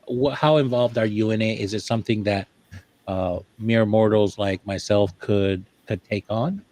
Absolutely. I do it all. But what you don't pay for in time, you pay for in money. So I have the ability to use my time for the things that I run into with WordPress. If it gets to be a bear, there are several WordPress developers. But if you're not using your time, you're using your money to pay someone else to do the maintenance. I use my time. I pay for it in time. Okay. All right. So, and do you use any special like Elementor or any of these The theme builders, yes. I use Divi because, again, I got it Divi. on lifetime deal.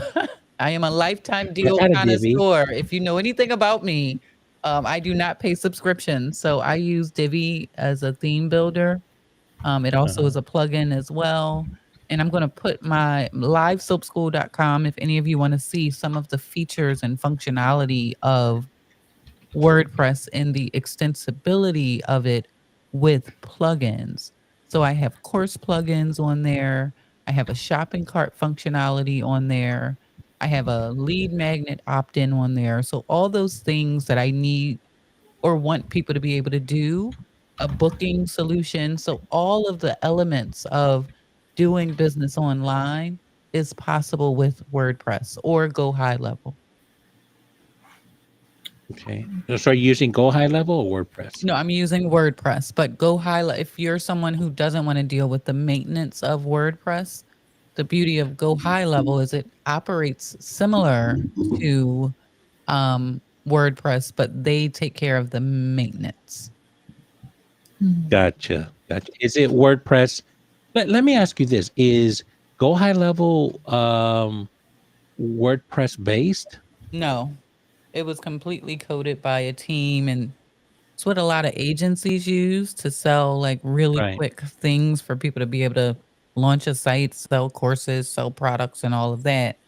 Mhm. So if you have an agency and you're doing that for people, Go High Level is a great solution. You can quickly deploy a site, but you don't have to worry about plugins breaking or the security plugins not working. It's similar to having Shopify versus WooCommerce.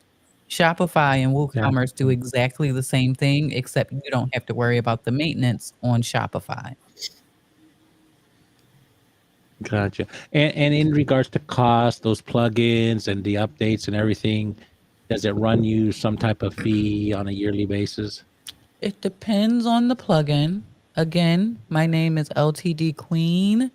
So many of them I follow I follow developers for a long time to understand what they're doing and if they're a fly by night company before I will actually buy a lifetime deal. But the main plugins that I use specifically for my courses, even my WooCommerce ones, they were lifetime deals. And I get the updates with them and all of that.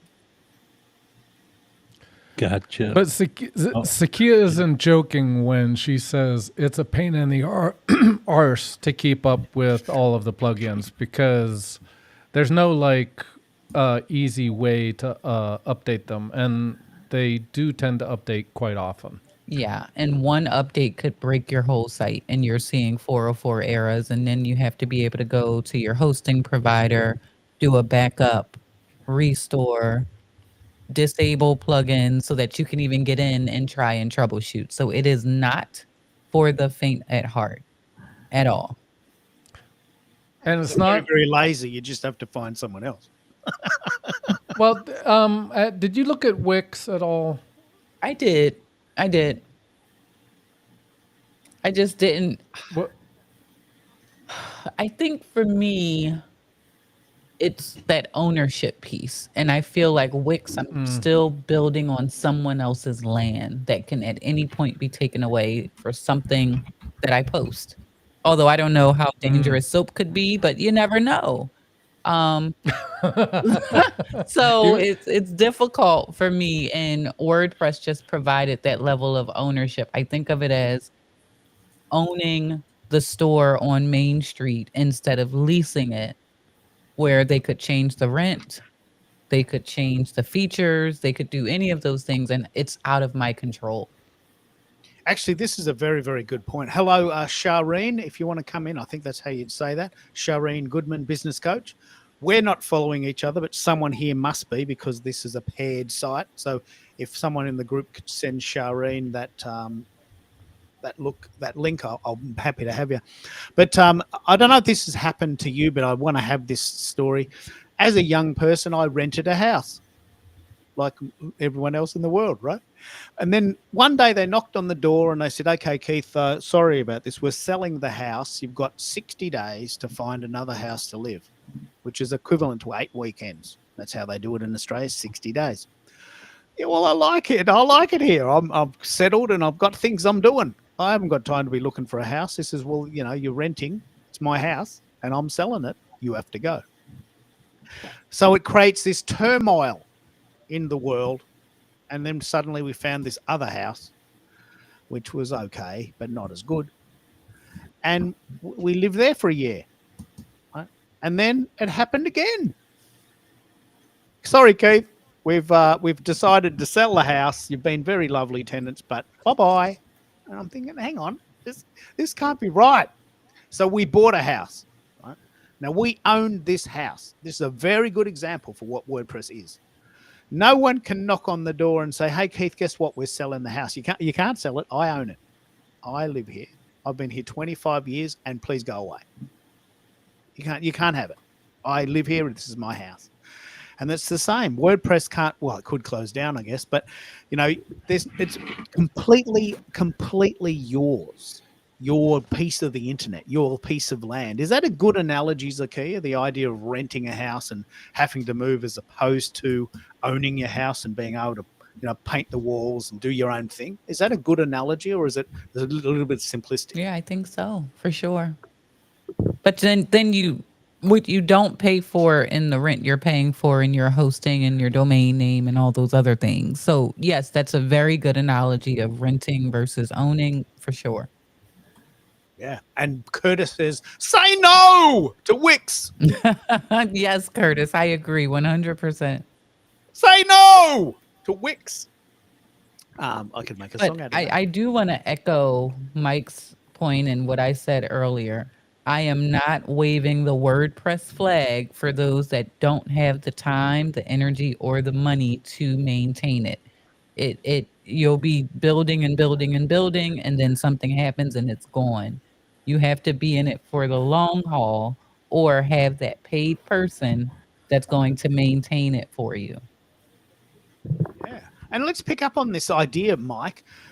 You're building something from scratch and you're not that excited about WordPress. What do you think you would do to build your brand online so that people can find out about your songs and your bespoke music stuffy? And what are you doing? Tell us what you think might work for you. I need something agile. So I'm not gonna have like what I'm imagining is I'm gonna be driving traffic to Bandcamp and the streaming platforms. But to Zakia's point, I do at some point want a home base, so to speak. And I mean, I could see it being. I mean, if you look at my bespoke music a Substack publication, it could be for the bespoke business. It could be that, as long as there's a way for me to get payment, which I have to look to see if there is. But for the Bandcamp, that's all done through Bandcamp. So I'm actually working out a way to use TikTok to drive traffic to Bandcamp, and maybe the other platforms. Where does Bandcamp live? Where is that hosted? It's in the it's its own company. No, I mean so online. You said you're sending people to Bandcamp. Where are they landing? On Bandcamp.com. Bandcamp.com. But where What is does that? Bandcamp But do? what is it? Is it on Wix or WordPress or what what did you use to build that Bandcamp.com? No, Bandcamp is sorry. Bandcamp is its own company. So that's where I can load up my tracks and sell them. Can you explain a bit about what Bandcamp does? It's a fairly newish idea. What is Bandcamp and what does it do? Oh, it's not yours. It's a platform No. like a Spotify or Yep. something like that. Okay, I gotcha. Yep. And then for track streaming, I'm going to be using something called DistroKid, and DistroKid sends it out to all the streaming platforms like Spotify and Apple, and Amazon and everything else. I think they have 150 platforms. Let's pull that apart, Mike. I mean, I know you know what you're talking about, but it's a very unique proposition. What is Bandcamp and what is DistroKid and what do they do that we need to know about? Yeah, Bandcamp actually allows you to sell merch too. So it's a very specialized. It's specifically for people that want to sell their music, and merch. And you can also, although I wouldn't do this, apparently you can sell vinyl and CDs. I'm not looking at vinyl at all. This would all be digital for me, and I wouldn't be doing CDs. If this takes off, then I could maybe consider merch, but I'm not looking even at merch initially. And then the streaming stuff. So it's really two different revenue sources. One is straight sales, and then the other is and Bandcamp takes I'm trying to remember. I want to say 20% or 15% or something off the top, and then the stream DistroKid takes nothing off the top. but they do, or is very little off the top. But the problem is that the streaming platforms take about 30% off the top. Yeah. So Spotify or whatever. It depends on the platform, but they take a nice little chunk off the top. So let's pick this up. Zakia sells soap and the ability to make soap, and she has coaching courses on soap, and she's gone further down the track and teaches creators to be creators. But what Mike does, and this is the key question everyone's asking, what Mike does is he makes these really cool songs on Suno.ai, and he's in the process of deciding, do I make these songs and just put them up and make a little bit of a click, 0.000006 cents per play, or do I make songs for people, bespoke musica, right, just to set the tone? So he's using a site called bandcamp.com and distrokid.com, which are very specific to the music industry. Now, you may not have heard of these sites, and only I have heard of them in the last few weeks. So I hope that makes sense, Shireen, as to what is going on there. But DistroKid is a distribution site that takes your site and says, okay, you've got 6 songs here on your C drive. Let's send them to Spotify and Apple and Deezer and all of that. I'm guessing that's what it does, and for a monthly fee. And Bandcamp allows you to house your songs. You go, if you like this one, you can buy it, or click here and give me 0.000006 cents. I think that's what it is. Lots of zeros. No, on Bandcamp, actually, per track, you hit the nail on the head. It depends on the platform again as to what the cost is per stream. But if I'm selling a track, it's a minimum of $1, I think, per track, and $9 per album. Okay. And an album is at least 7 tracks. Yeah. So, well, yeah. I love the song that you made for me. So how much for that one? I played that for my sister, and she just loved it. We had so much fun listening to it. Do you want to pick that up, Mike, and play it for us? So what Mike does, and this is a very interesting discussion. We are talking about the creator economy. We're talking about using Substack as a creative hub. Mike has decided to do that with music. We're using Suno.ai. And the songs are very good. They're very good. Mm-hmm. So Lynn has a song written for her by Mike. If Mike can find it, we can play it. It's a perfect example of what he does. Now he's deciding whether do I just put that and get my 0.00000006 cents on that play? Do I sell it for $1? Or do I write these songs for people? It's a very fascinating sort of juncture you're in, Mike. It's very fascinating because you could go sort of in 3 directions here, couldn't you? Yeah, and I'm still working on the pricing, Lynn. But just because it is so, first of all, it would be, custom. And so I'm looking at the $150, $200 range, for like an intro and an outro type of thing. And again, I'm working on tiered pricing, and this is all sort of, in flight. Because, Keith and I were talking about it last night, and I'm like, he was like, well, maybe your 3rd tier could be, like a premium, or diamond tier or something. Oh, yeah. And you could get sort of unlimited rewrites. I'm like, no, I'm not going to be offering unlimited. And he raised the point because I've actually done work on web graphics, and I'm gonna be setting pretty tight contracts for this because and again, it's going to probably take some iterations, but I'll have a form that says basically, what are you looking for? What are you looking to do? And here's the 3 tiers. And if you're a small SMB or something, you get a lower rate, but you only get kind of what I come up with like minor tweaks. And then the second tier would be, and the other thing is, like I've already done, I've already done for Felipe. I've actually done as some of you may know, I did a track for his book.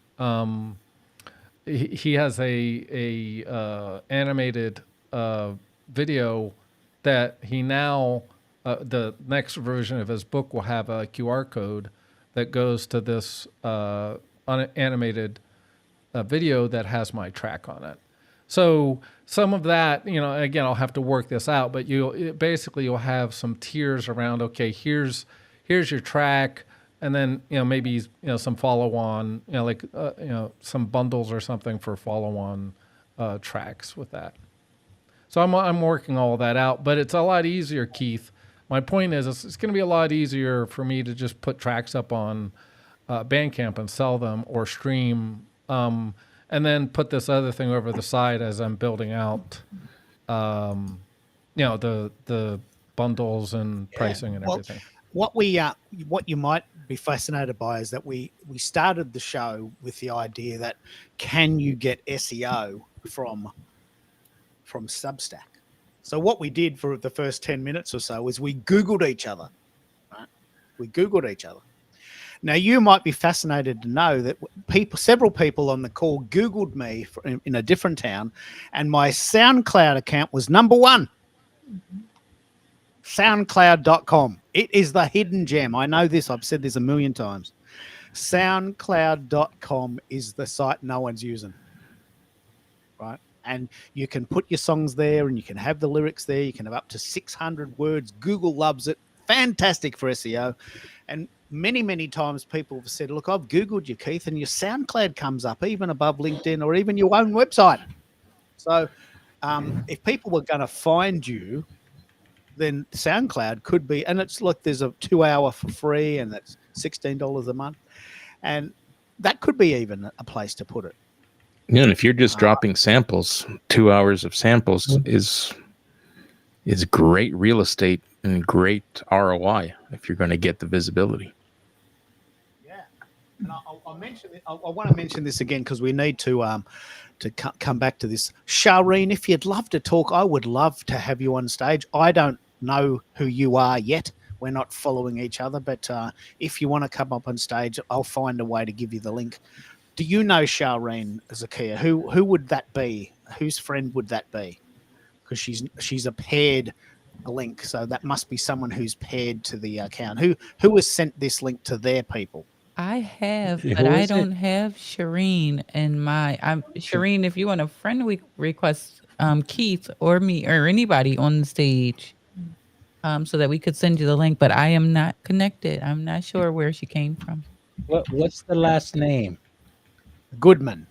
What's the Goodman? Yeah. Shireen Goodman. How do you spell Shireen? It's CHAREEN. There we are. Shireen Goodman. I'm attached to her.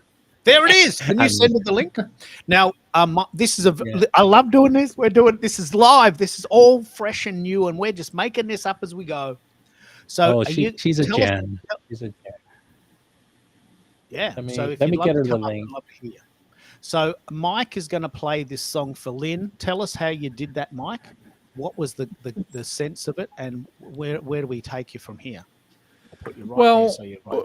what you're looking at right now, and this is kind of what I do, is when I'm going through the track generation for folks, I do multiple variations, but I do some research, and so I looked at Lynn's, probably her LinkedIn, or anyway, I don't remember actually where. And it's different for different people if they have more information. Like Bambi was another person I did something for, and she had her own website. So I do some research on them. And this is what I'm saying. If I'm going to do this, as a business, I'm going to have a form or something that does that intake. and then have a meeting to go over the research, and then start writing the lyrics. And then so I write the lyrics, and then I start doing different variations of the song. And I think the first one, which is more country, is the one Lynn enjoyed. I don't know if she's heard these other ones, but anyway, let me play it for you. And I'll get the these are the lyrics.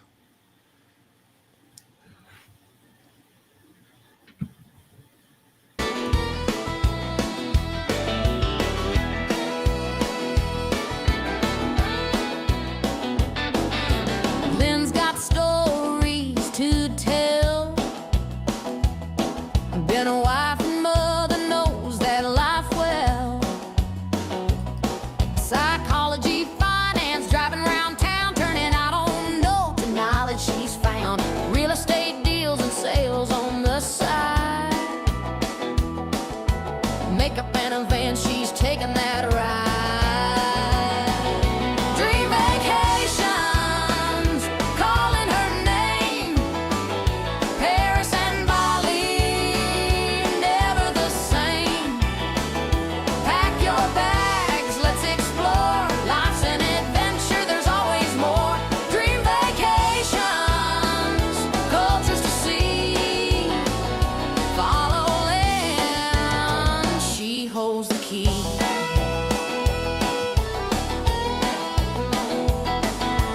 Every woman rolled into one. From boardroom meetings to chasing the sun. Marketing plans and powder and paint, she's done it all without complaint. Fascinated by places she's been. Ready to wander and start once again. Dream vacations, calling her phone. Paris and Bali, never the same. Pack your bags, let's explore. Life's an adventure, there's always more. Dream vacations, cultures to see. Follow Lynn, she holds the key.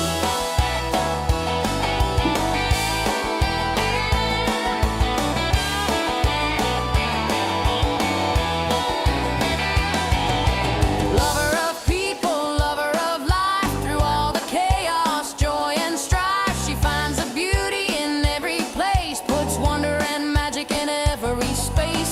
Tour guide ready with map in hand. She'll show you beauty across the land.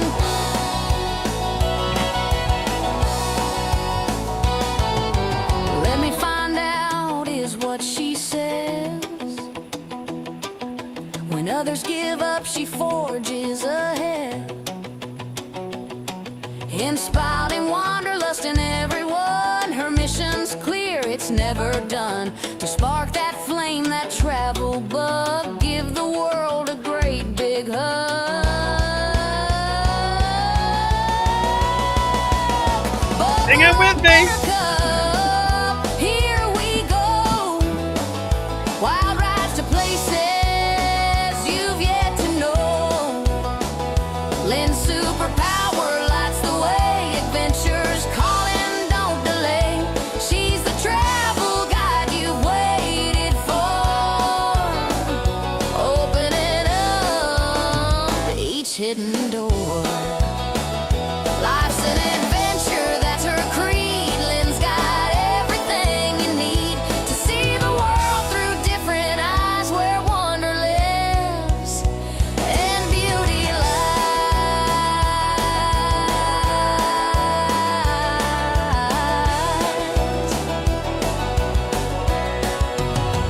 And beauty lies.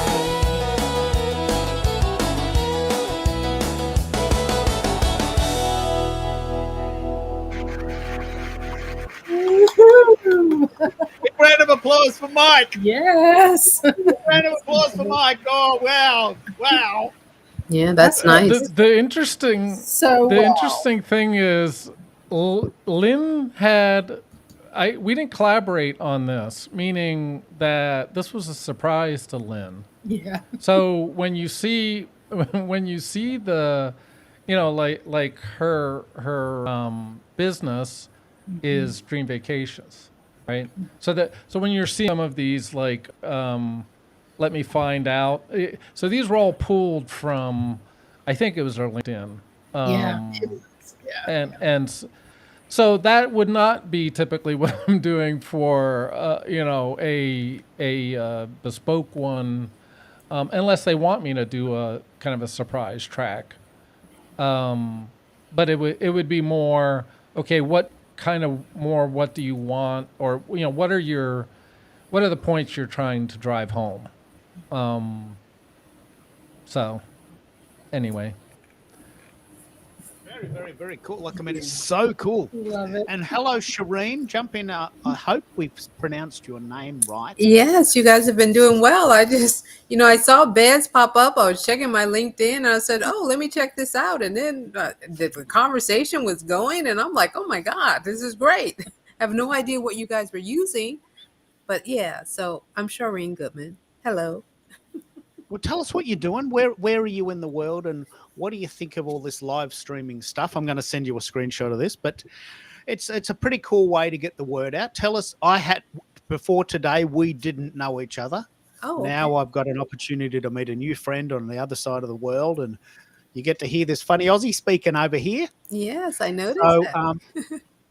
what do you do, and what do you use to get the word out for your business? Oh, that's a great question. So I am a business coach, consultant, and my focus really right now is really to help my clients get the word out by really building their authority brand on LinkedIn, right? Like getting noticed, really showing up in order to attract their ideal clients, leads and clients. So that's pretty much what my focus is right now. There's been a lot of shifting on LinkedIn, and I do think for professional business owners that work in the B2B space, that this is the place to be. But in order to be successful, you need to show up. And I believe not just as a personal brand, because we all are a personal brand, whether we know it or not, but to show up as an authority that has expertise, that people see you as somebody who can solve their problem and will pay you for I it. love this. Now, let's dance back to LinkedIn for a while. What do you do? Do you write articles? Do you do a podcast? Do you do live streams? How do you propose we get the word out? It's a great What's question. the I think it's a combination of a number of things. I created a formula called the Authority Brand Formula because it's not a one thing when it comes to creating visibility and getting the word out, regardless of whether you're on LinkedIn or not. So I call it the Authority Brand Formula. The first is branding. You have to create a brand. You have to create a position, right? You can't just be arbitrary, because nowadays arbitrary doesn't work. You need to get specific on what I'd like to say is, how do you want to be positioned in the mind of your ideal future client? What does that look like? When I think about Mike, listening to what you're saying, and I think the music that you did for Lynn is phenomenal. I do not think it's a commodity. I do not think it's something that you get 0.000001 paid on. I would not position you that way, just so as you know. The second thing on LinkedIn is just for clarity, the custom tracks would not be streamed. Custom tracks would be like for Lynn or whatever, however you're going to use it. It would be a one-time fee, probably starting out like $100 to $500, and like I said, I'm going to have a couple tiers as far as pricing, but it's going to be very limited as far as distribution. Distribution would be tracks that are already done that I think have maybe some ability to be played on the radio. So they're two different. And again, I would think about positioning. Yep. Yes. Let's have this. 100%. Let's have that chat. This is a very, very good live stuff. We don't know you yet, Shireen, so you've got a chance to chat to all of these people. So here's a guy called Mike who writes songs. Now, he could sell them individually. He could put them on Spotify and get 0.0006 cents per play. He could set up a Bandcamp session and sell them for $1. But this is a new venture. I'd love to know. Let's do a bit of a masterclass on this, as much as you want to do that. What would you do for someone like Mike on LinkedIn or anywhere to get him out to the world? He's got a very unique skill, a very unique proposition. I don't know anyone else doing this, offering these bespoke songs for you for $100. For $100, which is excellent, Mike, because it's unique. Because what you do is unique. And that's the deal. You need to find out why. What is it, what I call your unique way to play? What is it that you bring to the table, and why would somebody need that? When I think about Lynn, why did Lynn need the song that she needed? Right? So when you think about that, it's like you're not. And so when you think about even LinkedIn is an ocean of all different types of fish. I call it the LinkedIn Ocean. But you want to find the fish that are right for you, the ones that are why they need this song and one that can make it very special. Somebody said that they love country music, right? When I think about how can somebody, whether it's for a podcast, whether it's for, let's say they're trying to make an impression, I'm just spitballing here, right? With a new, maybe a new client, and they want something catchy, because that's what music does. It's catchy, right? But there's also something behind the music. So when I think about that, you don't want to position yourself as somebody on Spotify. I'm just, again, spitballing. You want to position yourself as a master. Well, I don't want to necessarily say composer, but something that really sets you apart. And then you go from there, right? So when I think about that, like the second thing, like I haven't looked at your profile, I would look at your profile and see, what does it say? If it says nothing, you get nothing. But if it says the right thing, the right people will see it. And I guarantee you will start to get inbound people inquiring about that, right? Your content should always be speaking. I call your content on LinkedIn your commercial, your authority commercial. You're not just putting content out to put content out. You are putting out commercial, right? Why? What are you talking about, right? And it should be quote unquote authority positioned, always sharing or saying something about what you do, the problem people have, blah, blah, blah, blah. All right. So that's the first portion of the formula. The next one is E, engagement. Engagement is important. If you don't engage, why would somebody engage with you? You have to engage on 3 levels: commenting, connections, and conversations in the DMs. And then the last element is T, time. You have to be consistent and persistent, because a one-time, when you look at a commercial, you don't see it just one time and expect somebody to remember you. It is consistency that is important to build credibility and trust that leads to conversations and then to conversions. So I hope that makes sense. So this is extraordinary. And how does live streaming play into that? Do you have a podcast? Do you do video? Or are you more into writing? all of the above. I used to do a podcast called Crack the Coaching Code. So that's a framework that I follow. So I did that for about a year. But right now, one of my biggest things, I love to write. So I do write. I do post.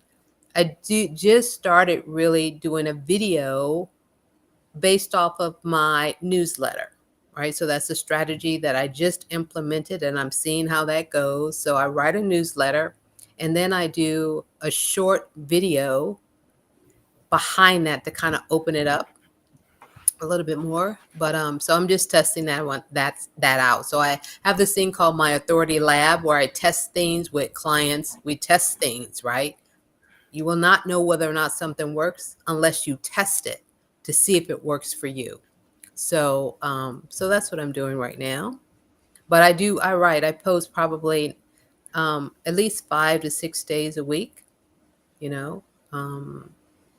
And not necessarily with lives I do. So I have something, I have not launched it yet, but something you're going to be like authority, called the Authority Lounge, which is really kind of like a live like this. It would just be sitting and talking about why authority matters for not just even on LinkedIn, but for your business.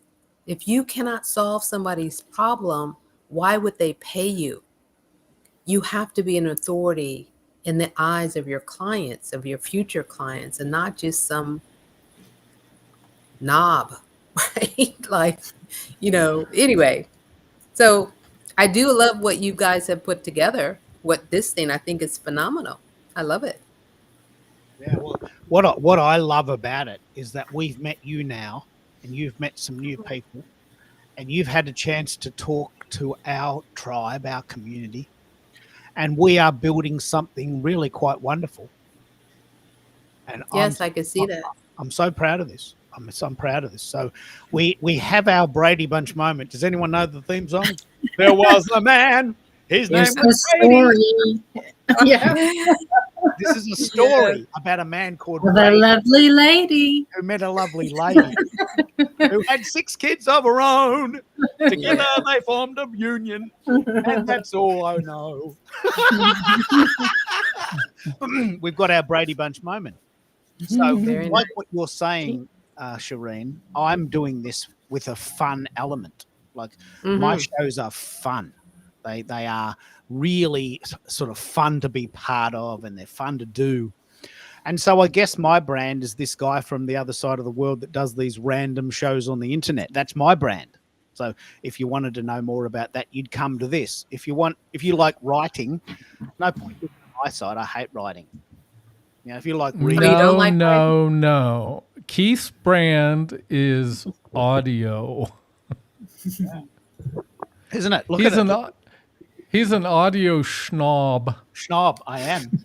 Yeah. And he was a musician in the past, so he's a bit of a musician snob too. But his brand, and he even has a radio voice, I think. I like the accent. The accent is good. And I would say, I don't know, I haven't looked at your profile, but one thing I think, again, why I am impressed with this, so LinkedIn took away the audio side of their lives, right? And I think because it's hard for people to always want to be on the video side. Video is hard because you have to be on. I mean, you know what I mean? You have to be on and all that. And I think sometimes that's kind of hard for people. But audio is a great way to still kind of present live. And I think that, for one thing, I would just say that this is a solution for people who still want to do audio. So I like what you have here. And we've had a lot of discussions about why just audio. Now, Keith prefers it, but I'm saying, and I don't know if you know of any of these people, but I used to follow pretty religiously Joe Rogan, or a lot of people know Joe Rogan, but I follow a gentleman by the name of Lex Fridman. I don't watch. He's on YouTube. I don't watch YouTube. I listen to YouTube. And I think actually a lot of people do that. Like they may listen to it in the car, what have you. So I think a lot of people are thinking, and probably YouTube is thinking that I'm watching it, but I'm not. I'm listening to it, and I actually use Lex as a sleep aid, or used to. So I think this is a really cool idea because one of the things that Keith and I have talked about too is it gets a little busy when you're running the studio on any of these any of these streaming platforms. There's a lot of moving parts. And unless you're going to hire a producer or someone to help you, you can get real busy. And I think if you're trying to do the video and everything else, it gets fun. I could get that. That's sort of like what Zakiya was talking about with the WordPress thing, right? Like if you don't have the time, then you need somebody with the money to do it, right? But if you Yep. have the time, then yeah. So I get that. And I mean, for me, it's fascinating because I do think, especially, I assume that everyone out here is a small business owner. Is that correct? Maybe. I am. Yep. Yeah. That in there, and I have a client right. I have a client right now. It's funny. It's like you need some technical skills, okay? Because if you don't have the technical skills, you're going to need the money to pay for this. And I think that that's something that a lot of people just don't think about, right? But yeah, so even trying to do a live or trying to start off small, like, maybe not. And maybe that's why for me, I do a lot of writing. Easier for me to push out content that way than trying to set up, even though I do want to do my Authority Lounge, get that going. But it's like, okay, I don't have the time right now to set that up. Right. And I am one for systems in place. So I need to know that this is going to just flow like this without a whole lot of technical hiccups, and so I see your point though, Mike. I really do. Well, the Mike, thing I is, did have some Oh, go ahead. Sorry, no, Keith. you go, Zakia. Yeah, that's okay. You go. So I love the fact that you started on Bandcamp, but the business owner in me won't let you stay there for long. You are going to get eaten up in those fees. And I think you have something really, really unique. And even considering leveraging Facebook's music monetization system for the songs that you're writing. Because if people use those songs, so you never know what goes viral, or not even viral, just using it, you get paid a percentage of that ad revenue for the content that you're putting out there in the Facebook music system. So tagging yourself, like making sure that, again, that metadata, the same thing we were talking about with your website, like who the composer is, the publisher, you as the owner, anytime somebody uses that song, you never could have met them, but because it's something that you created, you get paid. And eventually, I do want you to move off of Bandcamp. I just did a search, and their fees are 15% of the sale, and it drops to 10% once you've made $5,000 in a 12-month period. And so if you just had even a Wix site, I would even allow you to get a Wix site where you're only paying the Stripe and PayPal transaction fees. And you're just uploading the same content that you're uploading to Bandcamp, you could upload to your own Wix site. And I guess, again, the whole Substack conversation that we had, Bandcamp has a niche audience. So if they're the people that you're targeting, yes, leave your content there. But for you to do the sales, like those things you did with Lynn, that transaction should be happening on your home base, where you're only paying the payment processing fees, not the processing from the company that just has the website for you to have your stuff posted. Zakia, that's a really fair point. That's why I was researching whether I could actually. Stripe allows it for subscriptions. I don't know if you can. I'm going to research to see if they allow you to do it. Otherwise, I would just set up a Stripe account. To your point, and then I'll have to do like a Google form or whatever to to send them over to Stripe and have payment that way. And Stripe has invoices, so you can do it that way too. So yeah, Yep. don't send people to Bandcamp to buy. That's all I'm saying. Well, yeah. My only thought behind Bandcamp was eyeballs. Yes, that makes sense. Just for clarity, there's two different businesses we're talking about. One is, for lack of a better word, radio-ready songs. The other one is the bespoke songs. They're two different businesses or business streams. Mm-hmm. The bespoke would Yeah. be completely separate and wouldn't go to Bandcamp. Okay, great. Okay, my little heart was pitter pattering like, no way. Okay, that's good to hear. Mm-hmm. And Shireen, when you talk about authority, do you assume that people have already got this all worked out, or do you sometimes get very newbies at this, and you have to guide them through a website and these sorts of things as well, because that was what the majority Never of this worked out. I mean, even the people that have been, You go. yeah, even the people that are in existence for a while, you know, their authority is they don't understand how they show up, if they show up, right? So for me, like the first thing I call it position to profit. You have to have positioning in order to get profit, right? So there is typically work with like for my what I and if you know, so my consultant background, I mean, I'm a consultant among consultants, right? We deal with acronyms, we deal with, you know, formulas and so forth. So I call it the 1-1-1-1 strategy. Real simple. One niche, one problem, one signature solution, and one offer. Get clear on those four A things. confused, One, a one, confused one, mind one. says no, doesn't it? Says no, right? So even for a confused business owner, doesn't know, right? You're going around in circles. But if you get clear on who is it that I'm serving, one niche, not five, right? What is the problem? Ideally, you know, what's his name? Russell Brunson called it the big domino. What is the theme? What's the belief? What's the problem that they're really having and really struggling with, right?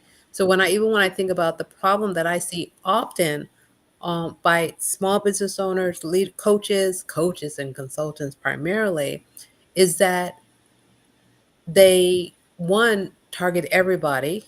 Oh, everybody's and we've heard that. No, you don't target everybody. You can't target everybody, right? Well, what problem do they solve? Do you work with teams? Do you work with executive levels? Whose problem are you solving? Who are the people? What problem are they really having? You know, what is your signature solution? You should have some IP. Every expert should have some form of an IP. When I think about Mike has some kind of IP there around his music. You have to have something that people can hook onto, and then an offer. What is the offer that solves the problem, etc. So that 1-1-1-1 strategy is the basic foundation, and most people Let's don't pick up have on that. Shireen. Do you have? I sort of know the answer, but I'm interested in hearing you say it. Do you have some people say, no, I don't want a niche. I've got 4 different businesses. Well, it's a stupid idea, isn't it?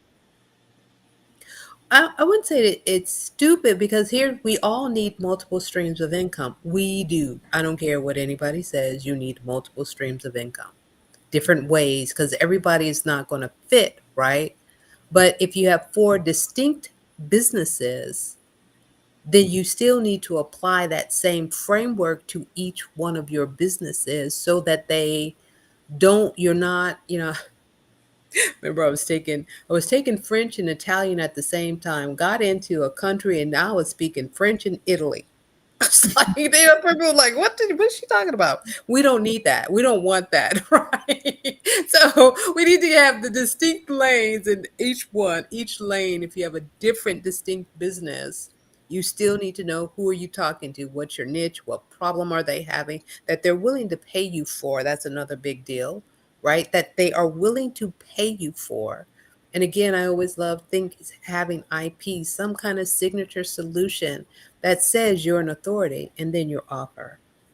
So even if you have 4, but you can't, you know, I heard somebody say you can't look up and look down at the same time. You have to focus. What's your focus, right? So, and those are the little nuances, I think, that even though we're all in business, but that's what burns us out, because we're chasing and we're running rather than being clear on what we do and who we serve. Love this. I just love this discussion. Now, we have met you all for the first time tonight, Shireen, and this is exactly what my show is. We now know about you, and so you can come on my show anytime. I'll send you an invitation to connect if we are not connected yet. But I didn't know you before today, and now all of this wisdom was going wasted, and now I can introduce you to all my friends in Australia. So this is why I do this show. It's, as Mike calls, eyeballs. So we're just having a chat. using Substack as your creative hub. We got the Brady Bunch moment. There was a Very story nice. about a name named Brady who was living with 3 kids of his own. So we've got this Brady Bunch moment. We're having fun. We're learning things. We're meeting new people. I think this is a hell of a lot more interesting than going into the city in a suit and spending an hour on a train to hang out with people I've never met before. I'm Yeah, never doing that again. very nice. Well, I mean, I was excited. I love the conversation about WordPress because, and when I think about Substack, I don't use Substack. Um, love WordPress. And as I mentioned earlier, like, I don't know where people are with that. I think I probably came in a bit late on the conversation. But one thing that when I think about WordPress, and I love the lifetime thing, people need to understand, I tell all the time, you need to try to find a lifetime deal, right? Because you're trying to pay a subscription every month is not a good look when you cannot pay that subscription. I think about Square. What is that? What's the website? Was it that somebody bought the Square website? I don't know. Does anybody? It's like a Squarespace? Wix, but Is it Squarespace? it was called Square- Squarespace. Yes, Squarespace. People love Squarespace. Squarespace. I was working with a client. I went to their site, and their site was down. I was like, that'd totally tank your authority, right? Like, why is so people are looking at that, and that's because she probably missed the subscription. And so, if you can get a lifetime deal or WordPress, because WordPress is you have it hosted, right? But your site is there. If you're doing a subscription and your site is down, I don't know. I'm just saying that those little things, they do matter. Not that everything is perfect, but you want to consider those things. And I think about WordPress like VHS and beta, right? WordPress is the champ. Even though there might be other sites that have the new bells and whistles, but WordPress will outlast beta, Yeah. I believe. WordPress And VHS. yes, that's It's a what, great yeah. analogy. It's a great analogy. There may actually be people listening to this call that don't know what we're talking about. This is a 20th century technology. Um, But it's I a cl- that I never used Betamax. I've never even seen a machine. It came and you went see that. before Yeah. I entered the market. But we all know the story. Beta was better, but it didn't last. And Yeah, because this is that's a a very, classic very, very business case. Yeah. yeah. And you want to be paying attention to that. It's a classic business case that you study in business school, but to understand that you need something that's going to last, especially when it comes to your business. And when I think about WordPress, that's one of those things. There are also, if you can't really do a WordPress site, consider a landing page software that's going to be around for a while, right? Where you can build your site on a landing page. And but just make sure that, that it's going to last and that it integrates with other technologies. That's the biggest thing. That's why I won't use anything other than WordPress, because the integration is important, so. And what are your thoughts on Substack? Have you been playing that game? Is it just I another have shiny not. toy? No, I can't handle another Substack. I can't handle a Slack. Somebody said it was too funny. People doing Slack whack-a-mole. I was like, oh my God, right. Just all over the place. No, I just need it clean as much as possible. But Yeah, I get you. I totally get you. My role in the world, I'm a very unique character in the sense that I'm always trying new things. That is my role. That's my job. My job is to try new things and give others an opinion. Have you tried this I yet? think that's important. Yeah, that's my role. That's what I do. That's my Mm-hmm. job. That's my position. That's my passion. Yeah. Mm-hmm. So we compare sites, we compare tech, we compare mixes, we compare mics, and it's a great passion project for me. So I don't share Mhm. your thoughts there, but I love trying new things. But of course, you can't be just switching all the time.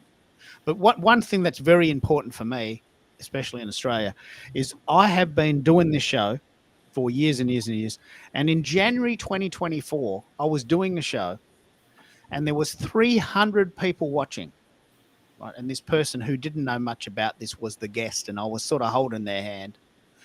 And we got to a point where the audience was sort of really getting it, and we're just about to go to question time. And LinkedIn sends me a message. Sorry, we think you're a robot. We're banning you for 4 days. And the site went black. It just died in the air. I don't know if anyone was on this call for that day, but my mate who, he rang me. He says, "Well, where am I? I mean, I'm just stuck here, mate. Where'd you go? Where'd you go? I'm stuck here. There's all these people asking me questions. I don't even know what buttons to push. What are you doing? What happened? 4 days. I lost LinkedIn for 4 days. Yeah. I can't live that way. It was shocking. I'm never doing that again. So I always have a backup. So my shows go to LinkedIn, Substack, and YouTube now. Okay. Because we use a site that allows multi-streaming. So if this site goes dead on LinkedIn, people can always pick it up on YouTube. And Substack's the new kid on the block. It's bloody good as a creator, but it's a shiny new object that not everyone's heard of. And it has that, oh no, not another one. I can't deal with another one, Keith. Oh no, what's this one called? How long is that going to take me to learn? What's it called again? Is it free? Do I have to do this? Do I have to do this? And But see, I think that's a good point, though. If what you do, and so to me, when I think about what you're talking about, Keith, is that's where you then would write your content about that, right? Because somehow you see that there is value in Substack. I don't know what it is. Maybe there's 10 things, and people who read your content will say, oh, well, let me go test. I'd call it the 3 T's. Let me try it, test it, and tweak it. If I've done this for, let's say, at least 90 days to see whether it works, great. And if it doesn't work because I cannot add this to my toolbox, it's okay. But at least they've gone out and they've tested something to see whether it's workable. And then they might tweak it in that period of time to set a parameter like, is this something that I find value in? So I don't know. When I think about that, there are things, because there are tools out there that I think are very, very necessary for small businesses to really help their business so they're not running around all the time. But only somebody after they've tested it will really know if it works for them. Yeah. But so I think that what you are putting out there, that makes a lot of sense. So that's why you would write about it. Here's what we're testing right now. Right? That's like my Authority Lab. This is what we're testing right now. Yeah. We don't know if it's going to work for you, but you got to test it out. Yeah, someone's got to go first, right? And Yeah. Substack is that for me. So my Substack account. Oh no, I hate acronyms. MVT and ICP. That is that a band? Can you make sure that the NVT is for your ICP? I use them all. MVP and my ICP and my CFF and IFC. Let's do a Bad Bunny song. Let's do this best. Let's do a Bad Bunny song for MVT and SVP, and I don't know what that means. What does MVT and ICP Keith. mean? What does that mean? MVT is minimum viable test. And ICP is ideal client profile. Ideal client profile. You need one. And Did you actually mean MVP, minimal viable product? no, it's a T for the test. You need the P too, but you need the T first. Yes. Everybody's making up Minimal. one. I haven't heard the test one. Minimal but viable yeah, test. I've heard I of them haven't both. heard that one. Yeah, I've heard of them both because how are you going to test for P if you don't do the T? Yeah. See, you guys sound like consultants. And Bez, we can walk through this offline, but this all started when I went down the rabbit hole of using AI to do this, actually, including including a Now you're in LinkedIn my including a LinkedIn profile. Now I'm writing on Perplexity because I'm graduating slowly over to Perplexity from ChatGPT. I'm actually writing agents for Perplexity to do this. Yeah, I called them bots, but they're just someone corrected me and said they're an AI. It's a AI agentic. Yep. And It's a bot. I'm writing an app. Yeah, I call it a bot, but telling you. I have. I want to share a story about the creative process with the bots. So on Monday, because we're a day ahead, I asked Substack, when am I going to get this live streaming feature? And I got this bot that says, hello, Keith, it appears you don't have the live streaming feature. Is that correct? Yes. When am I going to get it? We don't know when you're going to get this feature, but please hold tight. Have I solved your problem? Yes or no? No! I want the live streaming feature. It appears that you don't have the live streaming feature. Would you like to talk to a real person? Yes, I want to talk to a real person about getting the live streaming feature. Okay, I will send your email to one person in our creative team and they will contact you soon. Have I solved your problem? No. Right. Now, see, that's a problem, isn't it? That's a problem we're solving. That's what people really need right now. Guess what? I got out of nowhere, the button appeared the next day. So someone read this file and says, "Oh, mate, this guy's a bit of a rogue. We better give him this feature, or else he would just hang on forever." So, these bots. I mean, we think they're great, but people hate them. They do. Yeah. We hate them. I hate them. Yesterday, I bought tickets to this band called Garbage. They're playing in Melbourne. That's a strange name for a band, but they are pretty cool. They're not garbage. And I said, "Well, look, I didn't get the tickets. I'm sorry, there's no one here to answer your call. I'll send some. And I said, "Can I just talk to someone, please? I paid you your money. Can I just talk to a real person? Can you send me my tickets?" And it took me bloody an hour to get tickets I'd paid for online to be sent to me. Like, I mean, it was a problem. There's no one there. There's no one there anymore. So, I mean, I'm a boomer. So I guess, I've still got a printer and I use a landline. So, I'm a boomer. And they said, "Well, can you just download the app and put the tickets in your Google Wallet?" I said, "Oh, clearly I'm not the target market." My wife said, "Can you download the app and put the e-ticket in your Google Wallet and display it on the day, and we'll scan the QR code so you can get in?" So can't I just print it and show it to you at the gate? I'm dating myself. And my wife says, "Boomer!" But that's that's so big, right? When you think about whether you are a boomer, Gen X, Gen Y, Gen Z, millennial, whatever, we have our own way of how we deal with things, right? Technology is moving at such a speed. Now you got AI and people don't know what to do with that. That is a problem for that specific niche of people. So when you think about people, boomers, who want to go and see the Garbage band, but can't figure out how to get their tickets. Are you kidding me? They're probably like, "I don't use Google Wallet. What is that? I just figured out my Google email." Right? So you would have the opportunity, who are the course creators here, or the people that, here's how you could hook it all up. So the course creator creates a little tutorial of how to set up a Google Wallet for blah, blah, blah, blah, to make sure it's all clear, set up. And then Mike writes a little jingle to help them remember these are the steps as you follow A, B, C, and D.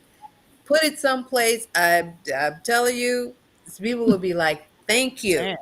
because gonna they sing this don't band get called what Garbage, somebody but I gotta get my Google wallet know, first. You it's know, just something. this is great. I It's mean, wild. You know, you sure. have to look at your granddaughter to say, "Can you set this up for me?" And they're That's like, right. "Yeah, sure, I can do that." Oh my god. So Garbage is a band. So I think anyway, I think they're a '90s band. They were a band. It's a strange name for a band, but they're sort of a yeah, punk band. If you don't know who they are, they're sort of a punk band, sort of female singer, a little bit like Linkin Park. And anyway, I'm a headbanger. So you know, I played in bands with real instruments on real stages in front of real people, like back in the day. So you know, I like to see bands who play their instruments and sing in front of a crowd, so I can sing with them in front of a crowd. Right? I'm a you're real not person. alone. You're Yeah. not alone. There are people out there that want the same thing that you do and can't get their tickets. Are you they're like, what? So, There's a whole course in this. Google Wallet. That's what she said. Can you put the e-ticket in your Google Wallet and we'll scan the QR code on the day? Now that just try telling my dad. My dad's 88. Dad, absolutely. can you scan your QR code in your Google He'd be Wallet? like, a Q, what? What? What is that? I mean, just people wanna who go to the even bloody know don't even concert. understand code. Well, these are the problems that solve. People will pay you for peace of mind. Yeah. People will pay you for not having to have that aggravation. QR code. How do I do it? Oh, you mean I have to have a phone to do this? Yeah, a smartphone? Absolutely, because that little flip phone won't do it. Oh, now I got another problem. You see what I'm saying? And when I think about this, the chain, those people who automatically assume you understand Google Wallet means that they are not baby boomers who would go and see the garbage ban, which is crazy. I'm like, oh, okay, they need to find their 1111 strategy because they have missed something. Oh, Anyway, process. sorry, it's too funny. It is funny because the Garbage Band was a 90s band. So anyone who would be following Garbage, it's a very niche market. It only holds 3,000 people. So the venue is very niche. It's very bespoke, and there's only 3,000 tickets, and we got them. We got in. I'm lucky. I got in, and so I got to see this band, which we do love, and they've got great songs. And but the band came out in 1990, right? So if the band started in 1990 and I was 21, just say, then I've got to be like at least 55, right? Yes. So anyone that's going to go and see Garbage, who was a 90s band, is going to be in their 50s at least. They're definitely not going to be under 40. Although I did see a 5-year-old at the Guns N' Roses concert, and that was pretty funky. He was singing songs with his dad. He's on the shoulders of his dad's. He's rah-rahing, doing the headbanging gig. 5 years old, like he wasn't even born when the songs came out. But his dad loves him. So this is a very, very, very related topic to the bespoke musica thing. Like, I was a musician. I played in bands with real instruments in front of real people. That is going away. I can download a whole album of songs made by a guy on his PC. He's never played music before. He punches in a key, got a whole album pops out, cost me $1. I can listen to it while I'm making my lunch. And it's a different world, isn't it? Yeah. It's funny, but I'm making a point. I'm making a point to it's 1984. We're going round in circles, but what we're talking about here is the idea of should we add Substack to the mix? And you're saying, Shireen, that you just can't bring yourself to try another one, can you? Right now, unless I really saw the value of what Substack does, I get a lot of, I don't know if anybody else has this, but I get a lot of people, and I get the overload because they want to add me to their Substack, and now I need to read something else. And even I have a challenge with people reading my newsletter on a regular basis, right? Because there's just so much overload. But the biggest thing, and this is just for me and what I'm trying to help with my clients, at some point we don't want to work forever. You know what I mean? I don't know about you. I'm not trying to work forever. So what does that mean? Your systems need to be in place. Get the system optimized as much as possible. Follow the system until it's working like, and if you know your system, know whether or not you need to insert something else, right? And so when I'm adding another Substack and I think about my, or adding Substack and I think about my quote unquote prospect leads, clients, I'm trying to minimize as much friction for them as possible. And if I add something else, because it's bad enough, I need to change my email service provider because the one that I've been using for years decided that they're now going to, they're going to totally increase the cost of their service. And I'm like, well, I don't need a Escalade when my, what is that? What do I want to call that? When my, I don't know, my little pint size SUV works. Pinto. Your A hoopty? pit. Yeah. a Pinto. That's funny, right? When my Pinto works, right? Anyway, so I was like, wow, so now I need to modify that. And the thing is, what I love about what Zakia says, I have an email service provider that I got on a lifetime deal. I am okay. Let them go, move to the one that I have for my lifetime deal because it also does other things for me than what I am currently paying for. So I'm like, okay, I'll be cool. But now I got to make that shift and get everybody off of that email service provider and go to the one that I am on a lifetime deal with and do not have to pay anything else for it. So anyway, I say that to say to understand what your system is, what your processes are, optimize before trying to add more stuff and reduce the friction for your people coming in. And tell us a bit about how we can help you, Shireen.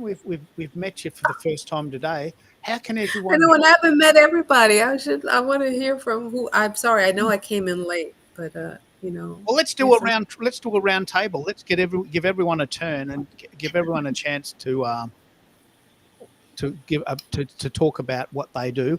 I'm in Melbourne, Australia. I do these shows every week on LinkedIn, now Substack and YouTube. You've heard from me. What does Lynn do? Lynn is a very cool person, lives in Bama. She's a cruise specialist. If you need a holiday, you have to go to Lynn. We all need a holiday. It's a matter of whether you want to do that as a cruise or whatever. So what do you do, Lynn? Tell us your thing. Let's give everyone a turn to wrap up. We've been going for 3 hours. 3 hours. I just never get sick. I never get sick of this. I'm just going to keep going. Yeah. I'm Lynn, and I am a travel advisor, franchise owner, Dream Vacations. What I do though is that my specialty is cruise and river cruise. And so if you're interested in that, learning more, follow me here on Substack, LinkedIn. And she even has her own theme song. Yeah. Nice. Dream Vacations. For Lynn, Dream Vacations. Oh, they were coming in. I love that. That was Very great. nice. And with that, Very nice. Lynn's song was written by Mike's. Tell us what you do, Mike. I know you do a lot of things, but what do you think you want people today to know you for? What can we help you with? Well, as a former chief information security officer, I am pivoting into the singer. I used to sing, but the songwriter, poet space, mostly songwriting. And you can find me at my my Substack, which is bespokemusica.substack.com. What about if someone like Shireen wanted to find you? This is a very good question. What about if Shireen wanted to find you but didn't have Substack? Can you look at Substack without having an account? Yes. This is exactly why this is the thing we need to consider. What happens if someone wants to find you but doesn't have a site on the site you have? Is it open Well, for anyone? I did want to bring that up, actually, Keith. Thanks for bringing that up. That's another thing that I think is very powerful about Substack.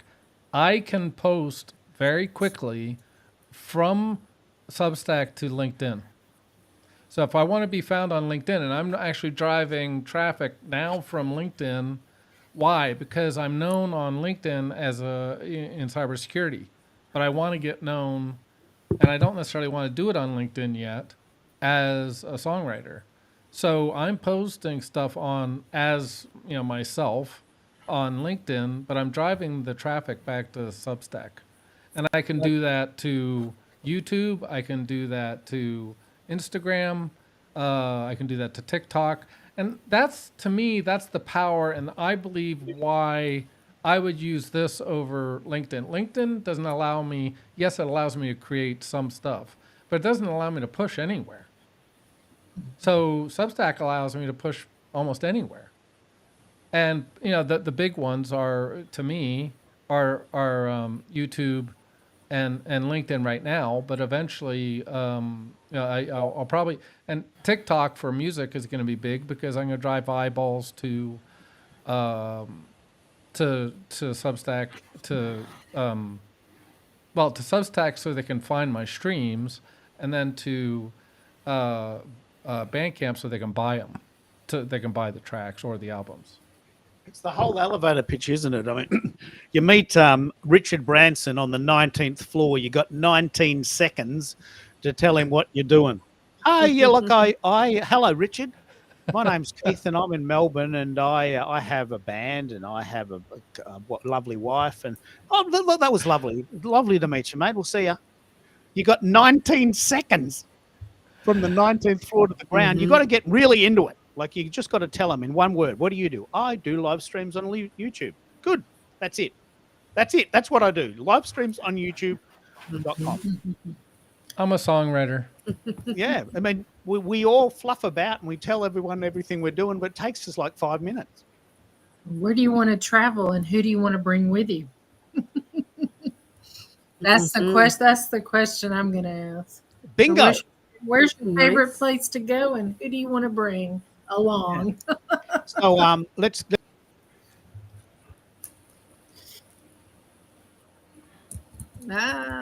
Keith. It's that time of the night again, folks. Yeah. Oh, did we lose him? Australia and the world loves Keith, but the internet does not. And he just got a better. Or he's working.